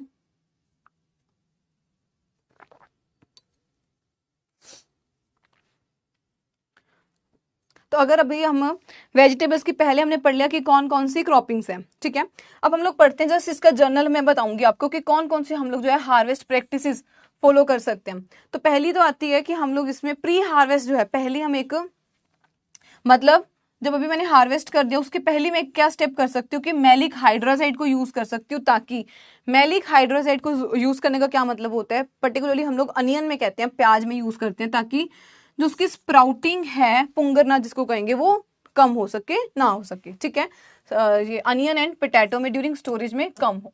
इसी के अलावा क्यूरिंग कर सकते हैं, ब्लांचिंग कर सकते हैं। तो ये मैंने आपको अच्छी तरीके से पहले भी हमने पढ़ा हुआ है क्यूरिंग ब्लांचिंग क्या होता है। अदरवाइज एक आगे पार्ट आएगा, मैं उसमें फिर आपको ये एक्सप्लेन कर दूंगी।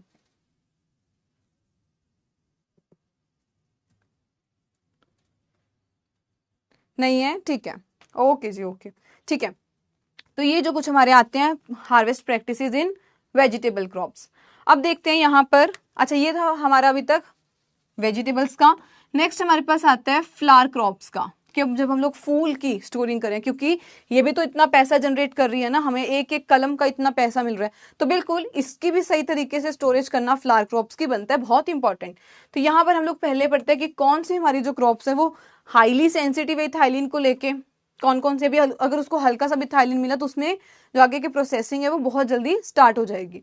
कौन से है जो चिलिंग इंजरी को लेके बहुत सेंसिटिव है, और कौन से जो है वो हाईली टॉक्सिक है फ्लोराइड कंटेंट को लेके। अब बहुत बड़ी रिपीटेड क्वेश्चन कि बताइए कौन सी टॉक्सिसिटी इंडिकेटर प्लांट भी है, ग्लेडियोलस है फ्लोराइड को लेके, ठीक है। तो ये हमारे पास कुछ इंपॉर्टेंट प्लांट्स आते हैं, फ्लावर क्रॉप्स हैं, कौन कौन सी हैं, highly sensitive to chilling injury and fluoride को लेके कौन कौन से हैं, ठीक है। आगे देखते हैं।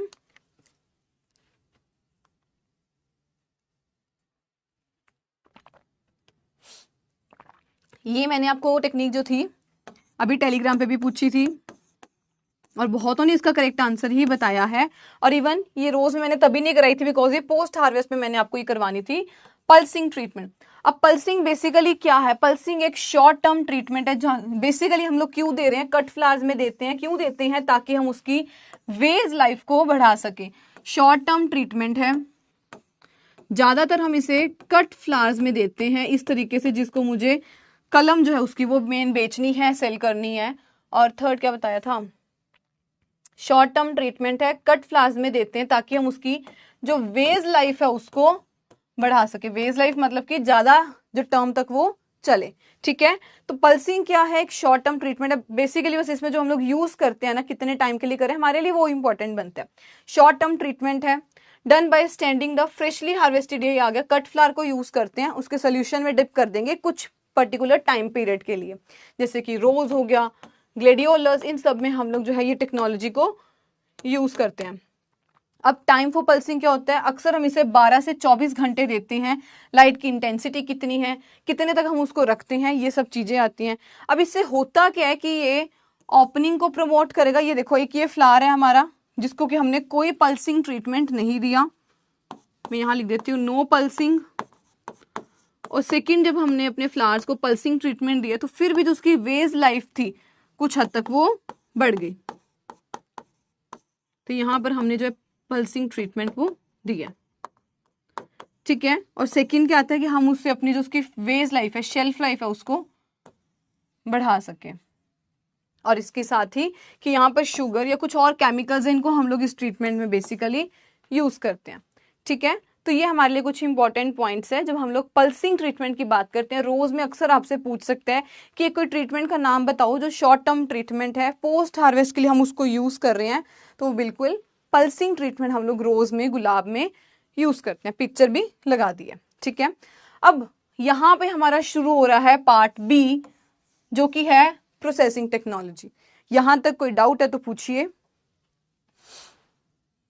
कोई डाउट है तो पूछिए, अदरवाइज फिर हम लोग ये स्टार्ट करते हैं।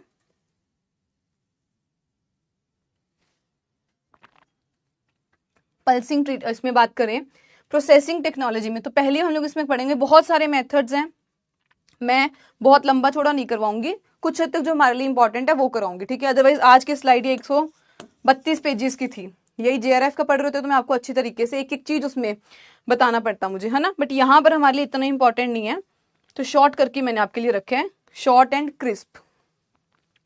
चलिए, तो पहला हमारे पास आता है मेथड्स ऑफ प्रिजर्वेशन, हम लोग कौन सा यूज करते हैं, और कैनिंग के बारे हम कुछ पढ़ेंगे इसमें, ठीक है। फर्दर और कौन कौन से इसमें प्रोसेसिंग है, ठीक है, कोई डाउट नहीं है, ठीक है जी। चलिए तो स्टार्ट करते हैं। पहला आता है कि हाई टेम्परेचर के साथ हम जो है इसकी कैसे इसकी प्रिजर्वेशन कर सकते हैं, इसकी लाइफ जो है वो कैसे हम लोग बढ़ा सकते हैं। तो इसमें आपने अक्सर एक प्रोसेस का नाम तो सुना ही होगा, बचपन से पढ़ रहे हैं, दूध में हम लोग एक प्रोसेसिंग करते हैं, वो क्या होता है, वो होता है पास्चराइजेशन। दूसरा आता है स्टेरिलाइजेशन, हम लोग जो करते हैं घरों में दूध को उबालना, वो क्या होता है, पास्चराइजेशन। दूध को जब उबालते हैं तो क्या हम लोग उसमें 100 डिग्री सेल्सियस टेम्परेचर करते हैं, तो क्या होता है, यहाँ पे जब हम लोग फ्रूट्स में आ गए तो यहाँ पर हम लोग जो है हॉर्टिकल्चर में आ गए तो यहाँ पर हम लोग जूसेस की बात करेंगे, फ्रूट्स वेजिटेबल्स की बात करेंगे। तो यहाँ पे हम लोग क्या करते हैं, फ्रूट जूसेस, आरटीएस, प्रिजर्व, इन सब कनेक्टर वगैरह को हम लोग जो है स्टोरेज के लिए इसकी लाइफ बढ़ा सके, तो यहाँ पर एक बहुत कॉमन मेथड है जो कि आता है पास्चराइजेशन। ये सारा इसका इक्विपमेंट है जिसमें हम इसको कुछ टाइम के लिए ट्रीटमेंट देते हैं। क्या होता है, 85 से 90 डिग्री सेल्सियस तक आधे घंटे के इसका हम लोग ट्रीटमेंट देते हैं। ठीक है, तो ये हमारे पास आता है पहला मेथड, पास्चराइजेशन। ठीक है, बटनिंग किसमें कह रहे हैं आप? बिल्कुल, ये लुईस पास्चर ने दी थी।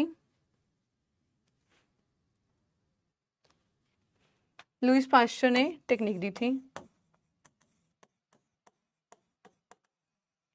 ठीक है, तो ये पहला हमारे पास आता है पास्चराइजेशन।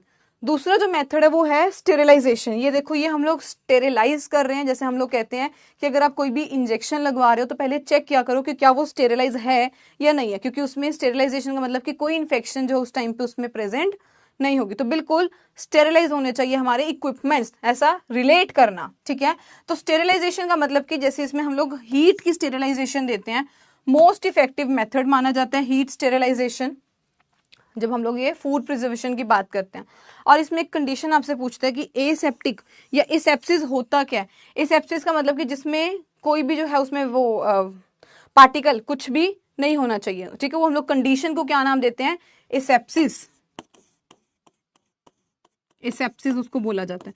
तो यहाँ पे ये पॉइंट क्यों मेंशन है, क्योंकि अक्सर हमसे ये टेम्परेचर पूछ लेता है ये कि बताइए भाई अल्ट्रा हाई टेम्परेचर जो है उसमें स्टोरेज स्टेरिलाइजेशन में कितना होता है। तो अल्ट्रा हाई टेम्परेचर स्टेरिलाइजेशन का कितना रहता है, 150 के नजदीक 1 से 2 सेकंड का ही हम लोग देते हैं। ये हमने पढ़ा दो मेथड जब हम लोग हाई टेम्परेचर की बात कर रहे हैं। तब अगला हम लोग पढ़ेंगे लो टेम्परेचर पे कैसे कर सकते हैं, जिसमें हम लोग फ्रीजिंग की, थॉनिंग की बात करेंगे। जब हम लोग यहाँ बात करें हाई टेम्परेचर की, तो हमारे पास ये दो मेथड्स आए, हमने पढ़े पास्चराइजेशन और दूसरा था स्टेरिलाइजेशन। क्या होता है अभी तक जो भी आपको समझ आया इन दोनों मेथड्स को लेके, मुझे पहले तो वो बताओ।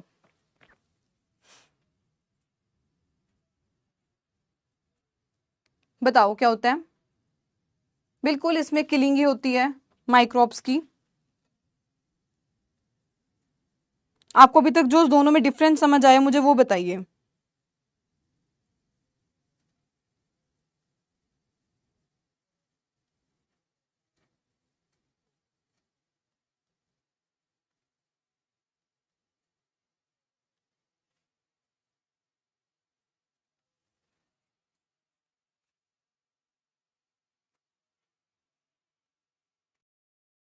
प्री हार्वेस्ट टेक्निक नहीं है राज। वो क्या होता है, देखो एक होता है कि मैं उसको इंड्यूस करवा रही हूँ, वो होएगा कि हम लोग हाँ उसको प्री हार्वेस्टिंग के लिए यूज कर रहे हैं।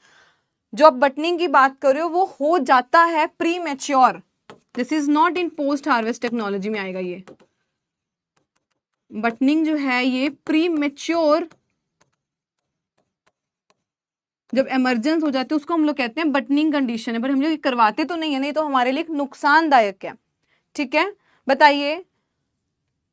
बिल्कुल सिद्ध वर्मा का आया है बट ये गलत है। एक हीटिंग प्रोसेस है, एक कूलिंग है।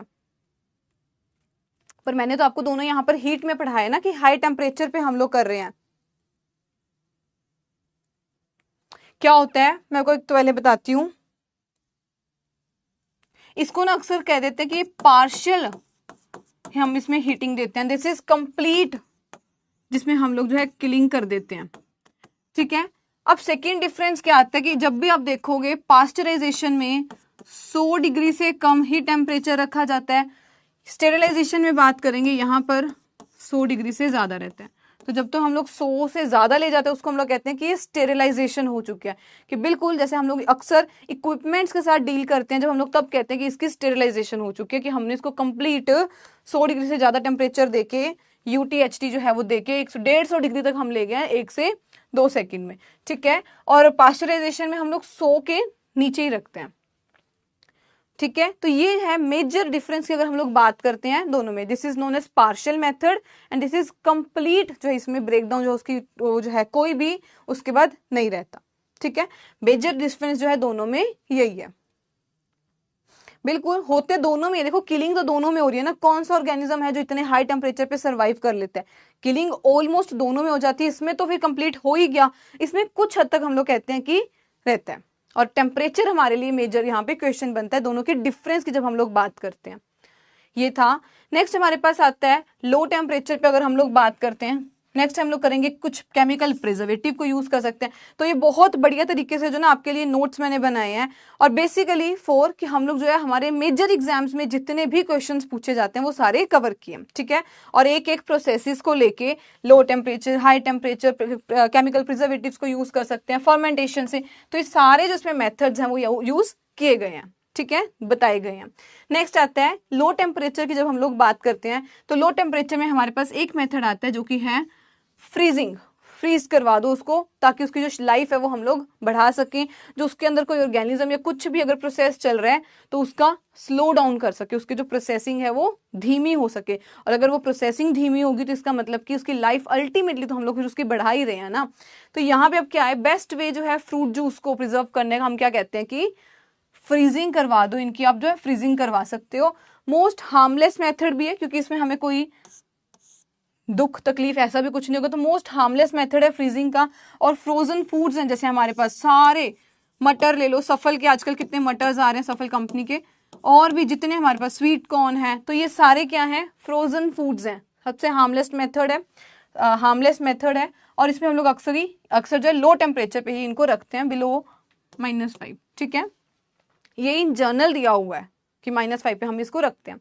नेक्स्ट थर्ड हमारे पास आता है कि केमिकल प्रिजर्वेटिव्स को यूज करना, तो बिल्कुल हम लोग जो है उसको भी यूज कर सकते हैं ताकि जो एक्टिविटी चल रही है अंदर वो रुक सके।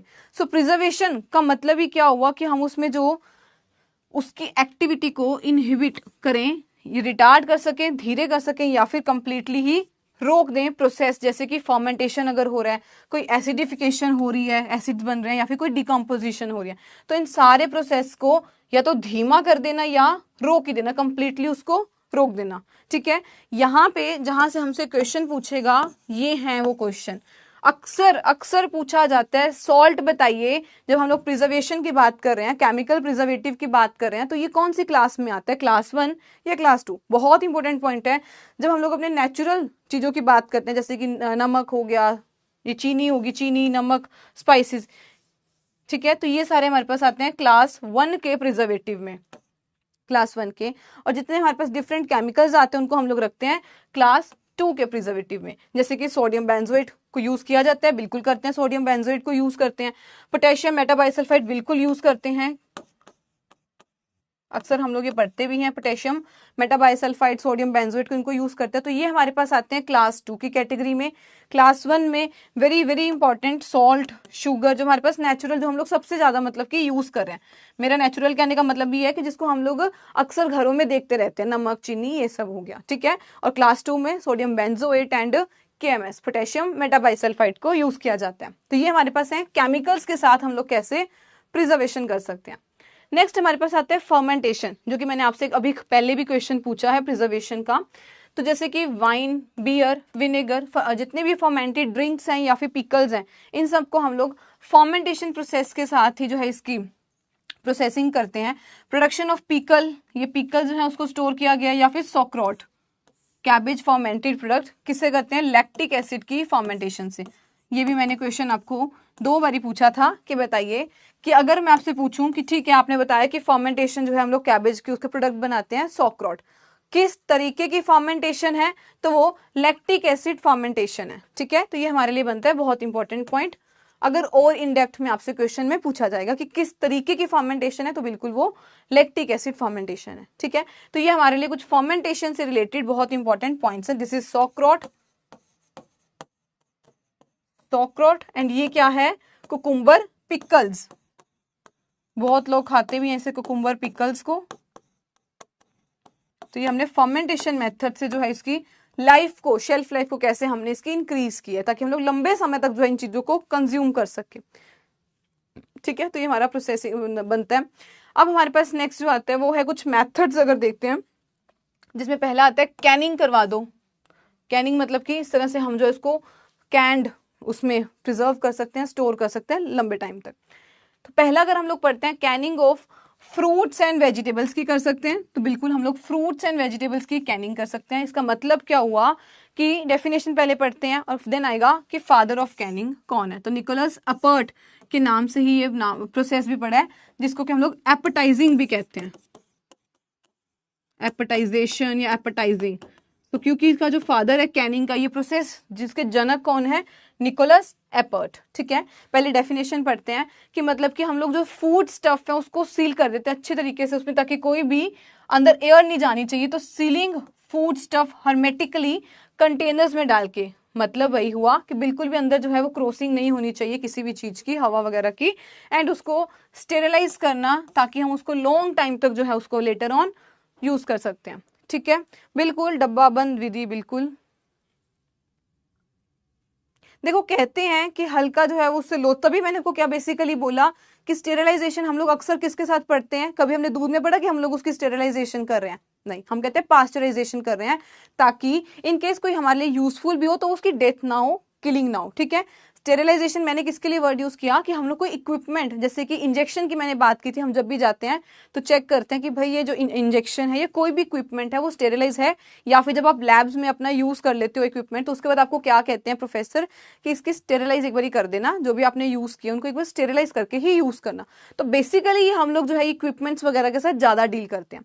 ठीक है, बाकी हाँ ये जो किलिंग तो है वो तो होती है, फिर इतने अगर हाई टेम्परेचर पे हम लोग लेके जा रहे हैं, और मोस्ट ऑफ द जो हमारे ऑर्गेनिज्म है वो इतने हाई टेम्परेचर, अगर यूजफुल की बात करूंगी तो वो नहीं रह पाते। ठीक है, तो ये है, आई होप सिड आपको क्लियर है। एंड अक्षय बिल्कुल इसे डब्बा बंद विधि के नाम से जाना जाता है। तो ये होता है हमारा कैनिंग करवाना। नेक्स्ट आता है पीलिंग।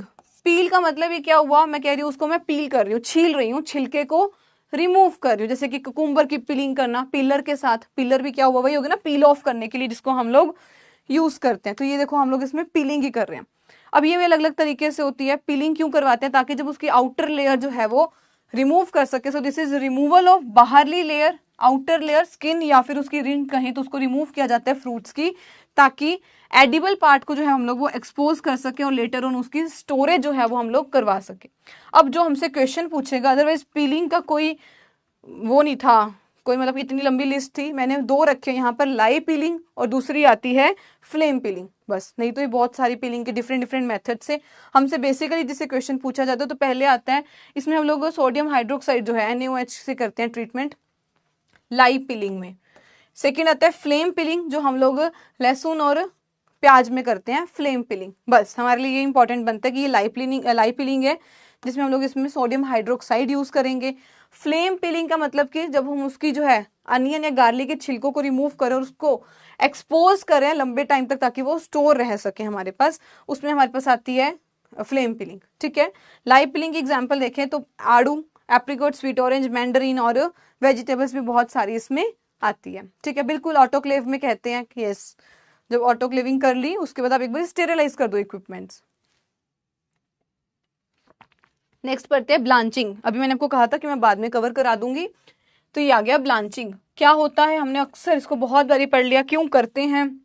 बेसिकली जितने भी उसमें जो ऑर्गेनिजम्स हैं उसके हम लोग इनएक्टिवेट कर सके। अगर कोई ऑर्गेनिज्म बहुत काम कर रहा था, भाग भाग के उसमें जो है कोई एक्टिविटी परफॉर्म कर रहा था, ताकि इनएक्टिविटी करवा देना, इनएक्टिवेट कर देना, मतलब कि उसको उसकी एक्टिविटी को रोक देना। ठीक है, तो उसको हम लोग क्या कहेंगे, ब्लांचिंग करते हैं। तो ब्लांचिंग का मतलब कि इनएक्टिवेट करना, नेचुरल एंजाइम और माइक्रोब्स को फ्रूट्स वेजिटेबल दोनों में करते हैं।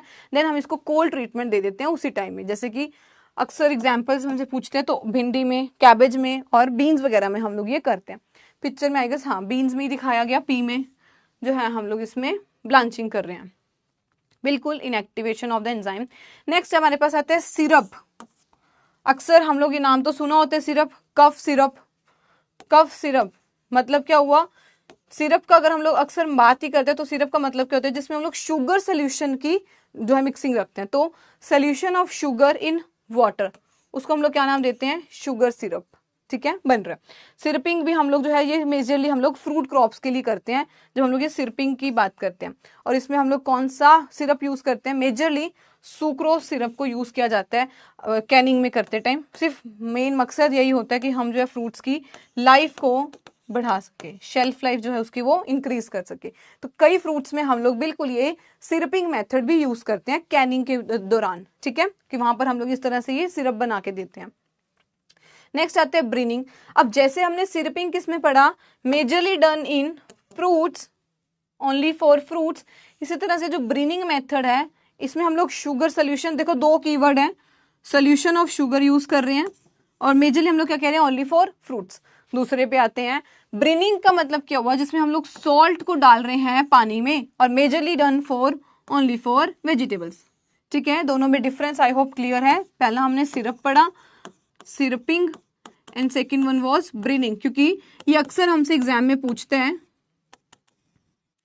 कि बताइए सिरपिंग और ब्रीनिंग। ब्रीनिंग का तो बहुत बारी पूछ लेते हैं, ये हम लोग सिर्फ वेजिटेबल्स के लिए कर रहे हैं और इसमें हम लोग सॉल्ट जो होता है उसको वाटर में डाल रहे हैं। जबकि हम बात करते हैं जब सिरपिंग की, तो इसको हम लोग फ्रूट्स के लिए कर रहे हैं मेजरली, और कहीं तो सिर्फ फ्रूट्स के लिए ही कर रहे हैं। एंड सेकेंड थिंग, इसमें हम लोग शुगर को वाटर में डाल रहे हैं। आई होप दोनों का डिफरेंस क्या है वो अभी आपको क्लास में ही क्लियर हो चुका है कि क्या होता है। तो ये है हमारे पास, ये वैसे उसमें चिकन में जो है, ठीक है, बीफ में जो है ये नमक डाल रहे हैं, तो दिस इज ब्रीनिंग जो है प्रोसेस, हम लोग उसको कहेंगे। नेक्स्ट आते हैं जैम, जेली, मार्मलेड। मैंने आपको पहले भी कहा था कि मैं आपको जो है 3-4 चीजें कवर करा दूंगी पोस्ट हार्वेस्ट में ही। तो जैम पढ़ेंगे पहले, क्वेश्चन इसका वही घिसा पीटा वही क्वेश्चन आएगा, कितना कंटेंट है, एसिड कंटेंट कितना है, कितनी इसमें एसिडिटी होती है, यही क्वेश्चन आपसे पूछेगा। शुगर कंटेंट, एसिडिटी कंटेंट क्या होता है इसमें। अगर हम लोग जब जैम की बात करते हैं तो यहाँ पर हम लोग जो फ्रूट पल्प होती है, बॉइलिंग फ्रूट पल्प में, उसमें क्या डाल देते हैं, शुगर कंटेंट डाल देते हैं, ताकि कंसिस्टेंसी जो है, जो उसकी जो स्टिकीनेस है, कंसिस्टेंसी जो है वो थिक रहे कंसिस्टेंसी। जैसे कि ये स्ट्रॉबेरी का जो है इन्होंने जैम बनाई हुई है, मैंगो की जैम हमारे घरों में कई बारी बनाई जाती है। अब ये तो था कि बेसिकली जैम के 3 पॉइंट्स क्या क्या हैं।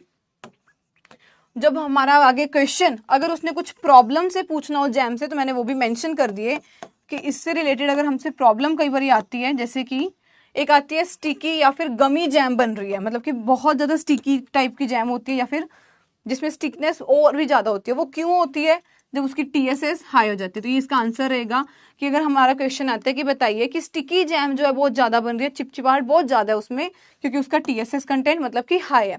अब अगर हाई है तो उसको मैं कैसे करेक्ट कर सकती हूँ, क्योंकि ये भी दिक्कत है, इतना स्टिकी जैम भी नहीं खाई जाती।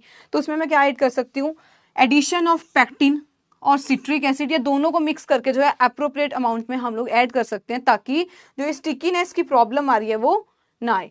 दूसरी जो प्रॉब्लम आती है वो आती है क्रिस्टलाइजेशन ऑफ जैम। तो इसमें भी ये भी एक प्रॉब्लम है। इसमें अक्सर वो कह देते हैं कि आप कॉर्न सिरप वगैरह ना वो ऐड कर लो, ताकि थोड़ा सा ये थिक हो जाए, ठीक है। तो ये 2 मेजर प्रॉब्लम है जो कि जैम में हमें देखने को मिलती है, और क्वेश्चन कई बार पूछ लेता है। अदरवाइज मेजरली यही पूछेगा, एसिड, एसिडिटी कंटेंट और कितना इसमें शुगर कंटेंट होता है।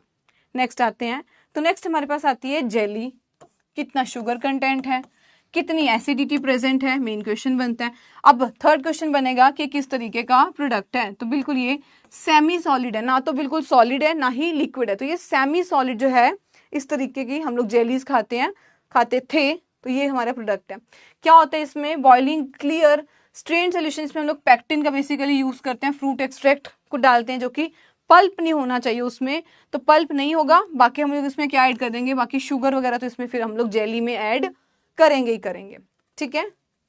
मोस्ट इंपॉर्टेंट हम लोग जो है, जब प्रोडक्ट में सेलेक्ट कर रही हूँ, तो जेली के लिए मुझे सबसे इंपॉर्टेंट क्या चाहिए, पैक्टिन कंटेंट अच्छा होना चाहिए। और जब मैं इसी पैक्टिन कंटेंट को खोजते खोजते कोई फ्रूट देख रही हूँ, तो मेरे दिमाग में सबसे पहले कौन सा फ्रूट आता है, गावा, अमरूद, जिसमें कि हाईएस्ट पैक्टिन कंटेंट पाया जाता है। इसीलिए हम लोग जो गावा का फ्रूट है उसको यूज करते हैं। सो हाईएस्ट पैक्टिन कंटेंट जो है अमरूद के पील में जो है वो पाया जाता है, मोस्ट सुटेबल फॉर जेली की प्रिपरेशन के लिए। इस तरीके से ये रोज की जेली है, हमारे पास अलग अलग जो है डिफरेंट टाइप्स ऑफ जेली आती है। ठीक है, बिल्कुल ज्यादा कंसंट्रेशन हो जाती है, हाँ बिल्कुल अक्षय, जस्ट जेली, ठीक है। तो ये हमारे पास है 7th पॉइंट हमारा जेली का। थर्ड हमारे पास आते हैं मार्मलेड, मार्मालेड का मतलब जिसमें मैं उसके छिलकों को, एक्सट्रैक्ट को भी यूज कर रही हूँ। अक्सर ही हम लोग इसको ऑरेंजेस, सिट्रस फ्रूट्स के साथ ज्यादा पढ़ते हैं। ऑरेंजेस में भी देखें तो स्वीट ऑरेंज में सबसे ज्यादा हम उसकी मार्मालेड बनाते हैं। आपने देखा भी होगा आजकल इसके जो है कैंडीड फ्रूट जिसको हम लोग कह देते हैं वो हम लोग यूज करते हैं, ठीक है। तो मार्मालेड जो कि फ्रूट जेली, अब उसी जेली के बीच में हमने क्या ऐड कर दिया, उसके छिलकों को, पील को भी ऐड कर दिया। अक्सर हम लोग किसमें पढ़ते हैं, ऑरेंजेस में। स्वीट ऑरेंज इसकी बेस्ट एग्जांपल है, और स्वीट ऑरेंज का पील जो, वही बात आ गई, उसको सबसे ज्यादा सुटेबल माना जाता है फॉर मार्मालेड मेकिंग। इस तरीके से इसकी जेली जो है, जेली में हम लोग जब पील ऐड कर देते हैं, छिलकों को ऐड कर देते हैं, तो वो हमारे पास बन जाती है मार्मालेड। इसके अलावा कुछ आता है हमारे पास, फर्मेंटेड ड्रिंक्स आती हैं, बेवरेजेस जिसको हम लोग कहते हैं, ये चीज आती है। अब यहाँ पर मैं आपको मेजरली ये कवर करवाऊंगी कि कौन सी क्रॉप से कौन सा जो है हमारे पास वो हम लोग फर्मेंटेड बेवरेज बना सकते हैं, ड्रिंक वो बना सकते हैं। पहली बात आती है वाइन। अब ये वाइन जो है वो किससे बनती है, जो ग्रेप्स होते हैं उनसे हम लोग ये वाइन बनाते हैं, तो resulting from fermentation of grapes, ठीक है। ग्रेप जूस बाय यीस्ट जो है इसमें फर्मेंटेशन करती है। पहला हमारा ये पॉइंट आ गया। अब डिफरेंट अगर हम लोग बात करते हैं उसके बाद, वाइन प्रिपेयर्ड फ्रॉम फ्रूट्स, कौन कौन सी वाइन्स हम जो है फ्रूट क्रॉप से बना रहे हैं। पेरी बन रही है पियर से, नीरा बन रही है, नीरा हमारी सेकंड है, तो ये जो नीरा है ये बना रहे हैं हम लोग पमायरा से। तीसरी आती है फेनी, जो हम लोग कैशू से बना रहे हैं, काजू से बन रही है, कहाँ गया, फेनी जो है वो काजू से बन रही है। फोर्थ आ रहा है सिडार, किससे बन रहा है, एप्पल से।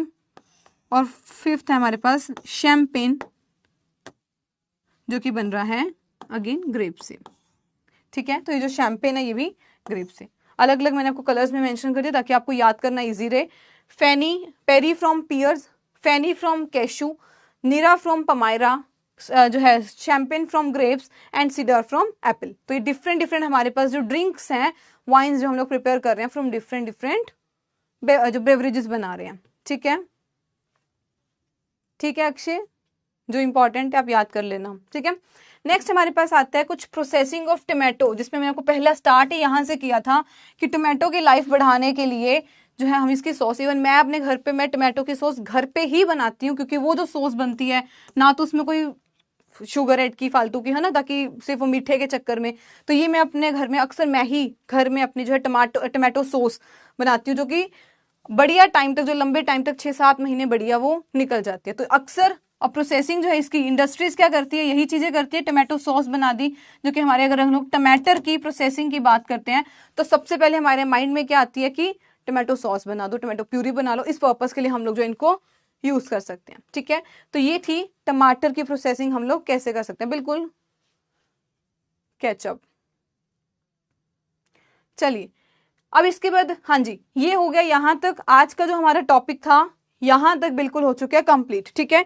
इसके बाद मैंने आपको कुछ टेबुलर फॉर्म में 2-3 जो है टेबल प्रोवाइड किए हैं उनकी मैच्योरिटी इंडेक्स को लेके, ठीक है। तो maturity index of important horticultural crops, पहले मैं अगर फ्रूट क्रॉप्स का आपको प्रोवाइड करती तो ये कुछ फ्रूट क्रॉप्स हैं और उनकी मैच्योरिटी कब कब होती है, तो ये कुछ मैंने अपने तरीके जो है अपने वे से आपको प्रोवाइड किया यहाँ पर, अदरवाइज ये जरूरी नहीं था। पहला आता है मैंगो, जिसकी हम लोग जो मैच्योरिटी है वो टपका स्टेज पे करते हैं, बहुत इंपॉर्टेंट है। कई बार क्वेश्चन हमसे पूछ लेते हैं कि टपका स्टेज बताइए किसमें हम लोग देखते हैं, तो बिल्कुल वो मैंगो की हार्वेस्टिंग मैच्योरिटी इंडेक्स माना जाता है। बनाना में हमने पढ़ा था कि जब एंगुलरिटी जो है वो खत्म होने लग जाए, या फिर फिंगर की फिलिंग जो बनाना की इस तरह होंगी फिंगर्स, वो अच्छी तरीके से डेवलप हो जाए, ठीक है।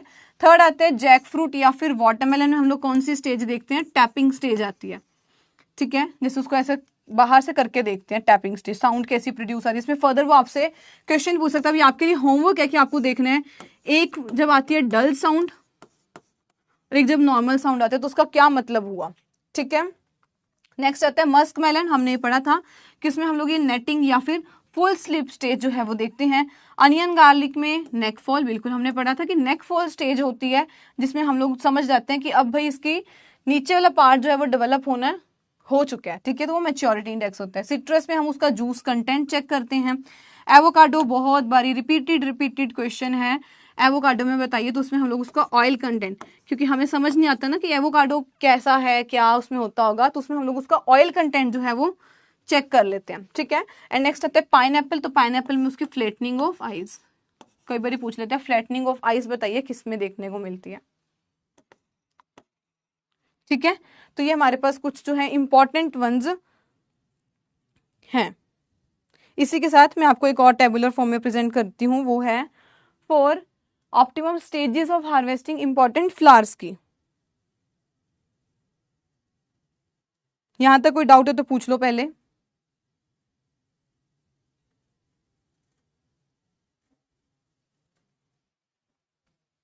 टपका का मतलब होता है कि नेचुरली उसकी फॉलिंग होना, उसको हम लोग तो आइडेंटिफाई कर लेते हैं जब वो नेचुरली, एक होता है कि प्री मेच्योर गिर रहा है हमारा फ्रूट जिसको हम लोग नाम दे देते थे कोई और, या फिर एक जून ड्रॉपिंग हम लोग समझते थे, है ना।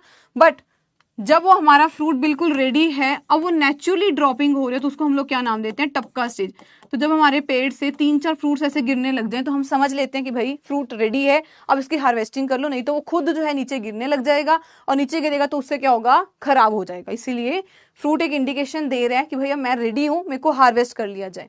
ठीक है, तो बिल्कुल ये होता है टपका स्टेज।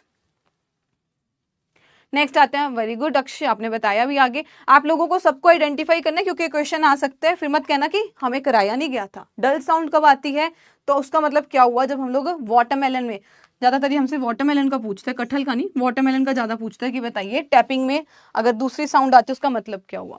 ठीक है, नेक्स्ट आते हैं हम लोग, तो हमारे पास आता है optimum stages for flower crops. Important flowers की अगर हम लोग बात करते हैं तो उसमें कौन कौन सी स्टेजेस होती हैं। पहले भी मैंने आपको बताया था, रोज में क्या होता है, जब उसकी अगर तो मैं नजदीक मार्केट में लेके जा रही हूँ, लोकल मार्केट, तो वहां पे मैं क्या देखती थी कि जब पेटल्स जो हैं बाहर वाली वो अच्छी तरीके से इस तरह से अनफोल्ड हो जाएं, बाहर को निकल जाएं। ठीक है, तो 1 to 2 petals begin to unfold. अगर मुझे यही, अब मुझे आप लोग ये आंसर दीजिए, डिस्टेंट मार्केट में लेके जाना एक बहुत इंपॉर्टेंट इसकी स्टेज हम लोग मानते हैं, जब अगर मुझे दूर की मार्केट में इसे लेके जाना है। नेक्स्ट आती है ग्लेडियोलस में, यहाँ पे 1 से 5 फ्लावर जो अपने वो कलर शो करने लग जाएं। लिलिया में कलर्ड बर्ड जब हो जाए तो हम समझ आते हैं कि इसकी हार्वेस्टिंग आ चुकी है। Carnation most important paint brush stage, बताया था ये पेंट ब्रश स्टेज क्या होती है, जैसे पेंटिंग वाला ब्रश होता है इस तरीके से जो है उसकी वो अपीयरेंस हमें देखने को मिलती है, हम समझ आते हैं भाई कार्नेशन कह रहे हैं मेरी हार्वेस्टिंग जो है वो कर लीजिए। ठीक है, नेक्स्ट हमारे पास आता है नार्सिसस, वैसे हमने ये पढ़ा नहीं है बट इसमें अगर आपसे स्टेज पूछता है तो वो आएगा गूज नेक स्टेज। ठीक है, गूज नेक मानते हैं उसकी। नेक्स्ट एंथ्यूरियम, जब स्पेडिक्स जो है उसका स्पेडिक्स पार्ट कंप्लीटली डेवलप हो जाए। क्राइजेंथमम स्टैंडर्ड, मतलब कि क्राइजेंथमम वो वाला जिसका मैं एक ही फ्लावर कल्टीवेट कर रही हूँ, तो जब आउटर फ्लोरेस्ट इसमें भी अच्छे तरीके से एक्सपैंड कर जाए, क्योंकि स्टैंडर्ड का मतलब कि ये मेरे पास एक स्टेम है तो यहाँ पर एक ही फ्लावर वो लगा होगा, उसमें हम लोग क्या मानेंगे, जब वो अच्छे तरीके से जो आउटर वाले ब्रैकेट्स होंगे, आउटर वाले फ्लोरेट्स जो है वो फुल एक्सपेंड कर जाए। एंड नेक्स्ट आता है जर्बरा में, वही बात, जब फ्लावर ओपन हो बट आउटर वाले जो है वो अच्छे तरीके से खुल जाए, आउटर 2 रोज हमें दिख जाए। ठीक है, तो ये कुछ इंपॉर्टेंट हमारे पास फ्लावर क्रॉप्स, कुछ इंपॉर्टेंट हमारे पास फ्रूट क्रॉप्स कि हम इसकी हार्वेस्टिंग, तो आपको ये सारा एक ही जगह पर टेबुलर फॉर्म में सारी फ्रूट वेजिटेबल्स को हमने जहां पर कंपाइल कर दिया। ठीक है, तो एक तरह की कंपाइलेशन है आपके लिए ताकि आप लोगों को पढ़ना थोड़ा सा इजी लगे।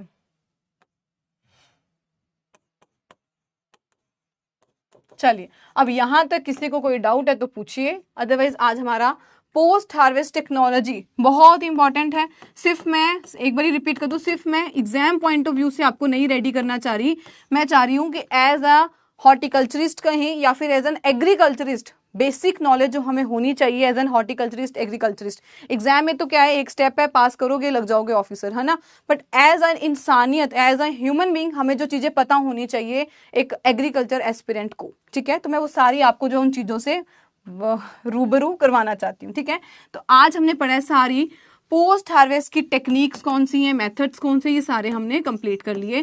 तो अभी तक हमारा जो है सारा का सारा जो है वो काम अप टू डेट चल रहा है, हो चुका है कंप्लीट। अब यहां तक कोई डाउट है तो पूछिए पहले। बेसिक्स डन, पोमोलॉजी डन, ऑलेरी डन। एक तो हॉर्टिकल्चर इतना फैला हुआ है, सारा हमें पढ़ना पड़ता है, मतलब कि याद करना पड़ता है कि अभी तक हमने कर क्या लिया, ताकि हमें थोड़ा कॉन्फिडेंस रहना चाहिए कि हमने अभी तक क्या क्या पढ़ लिया।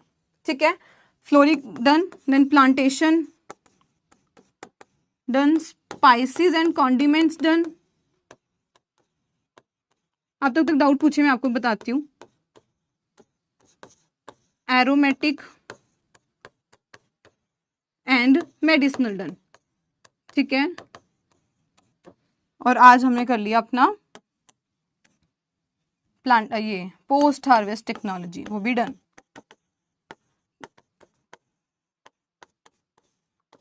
तो ये हमारा सारा जो पार्ट है ये अब कंप्लीट हो चुका है। यहां तक कोई डाउट है तो बताइए। पोस्ट हार्वेस्ट टेक्नोलॉजी भी डन, ठीक है।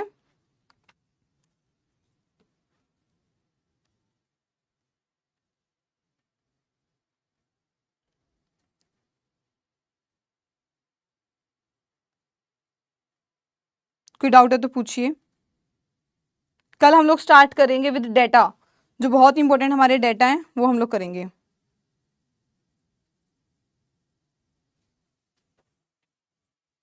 गूज नेक में आपको इसमें ना पिक्चर नहीं दिखा पाऊंगी, नहीं तो मैं आपको इसमें क्रोम में दिखा देती पिक्चर। वो गूज नेक जैसे गूज एक जो गीज बर्ड होते हैं ना, जब उसकी बर्ड डेवलपमेंट, नार्सिसस जो फ्लावर होता है, जब उसकी बर्ड डेवलपमेंट इस तरीके से हमें देखने को मिलती है, जैसे गूज एक बर्ड होता है।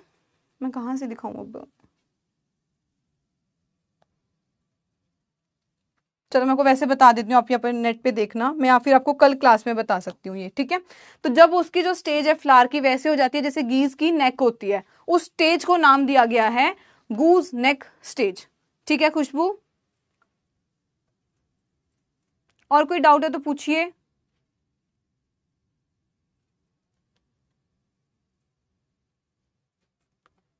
ये तो आप लोग आपस में डिस्कस कर रहे हैं। हाँ जी,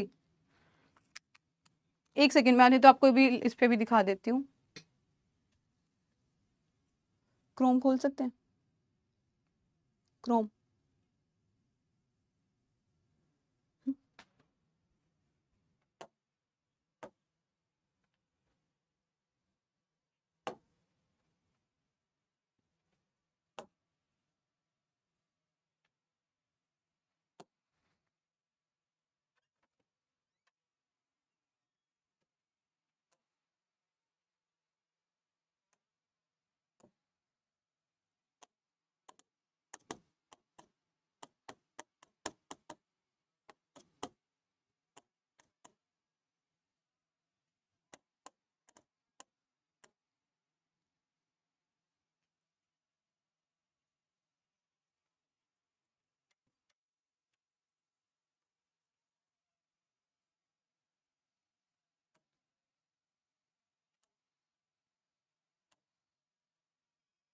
हाँ जी, ये देखो, ये है इसमें गूज नेक की स्टेज, ठीक है खुशबू। तो ये है इसमें गूज नेक की स्टेज, ये वैसे डैफोडिल के फ्लावर में है, ये रहा नार्सिसस, ठीक है। तो ये इसकी गूज नेक की जो स्टेज है ये इस तरह से देखने को मिलती है, जब उसकी जो गर्दन ऐसे लगती है जैसे गूज की नेक है। जब ये स्टेज हमें देखने को मिलती है नार्सिसस में, तब हम लोग समझ लेते हैं कि भाई उसकी हार्वेस्टिंग जो है वो उसकी मेच्योरिटी इंडिसेस देखने को मिल रही है, ठीक है। कोई डाउट है तो पूछिए। ठीक है रितेश, मैं आपकी सारी जो टर्मिनोलॉजीज जो है ये आपको कल कवर करवा दूंगी, बिल्कुल हमारी पंजाब है, ठीक है। अब यहां तक कोई डाउट है तो पूछिए, नहीं तो हम लोग फिर सेशन को एंड करते हैं। और कल हम लोग डेटा, तो बिल्कुल तैयार होके आना, क्योंकि एकदम माइंड को फ्रेश करके आना, क्योंकि कल हमें बहुत सारे डेटा को लर्न करना है, रिवाइज करना है, जो हमसे एग्जाम्स में पूछ सकता है वो, ठीक है। तो कल आखिरी लड़ाई हमारी रहेगी विद डेटा, ठीक है। यहां तक कोई डाउट है तो पूछिए।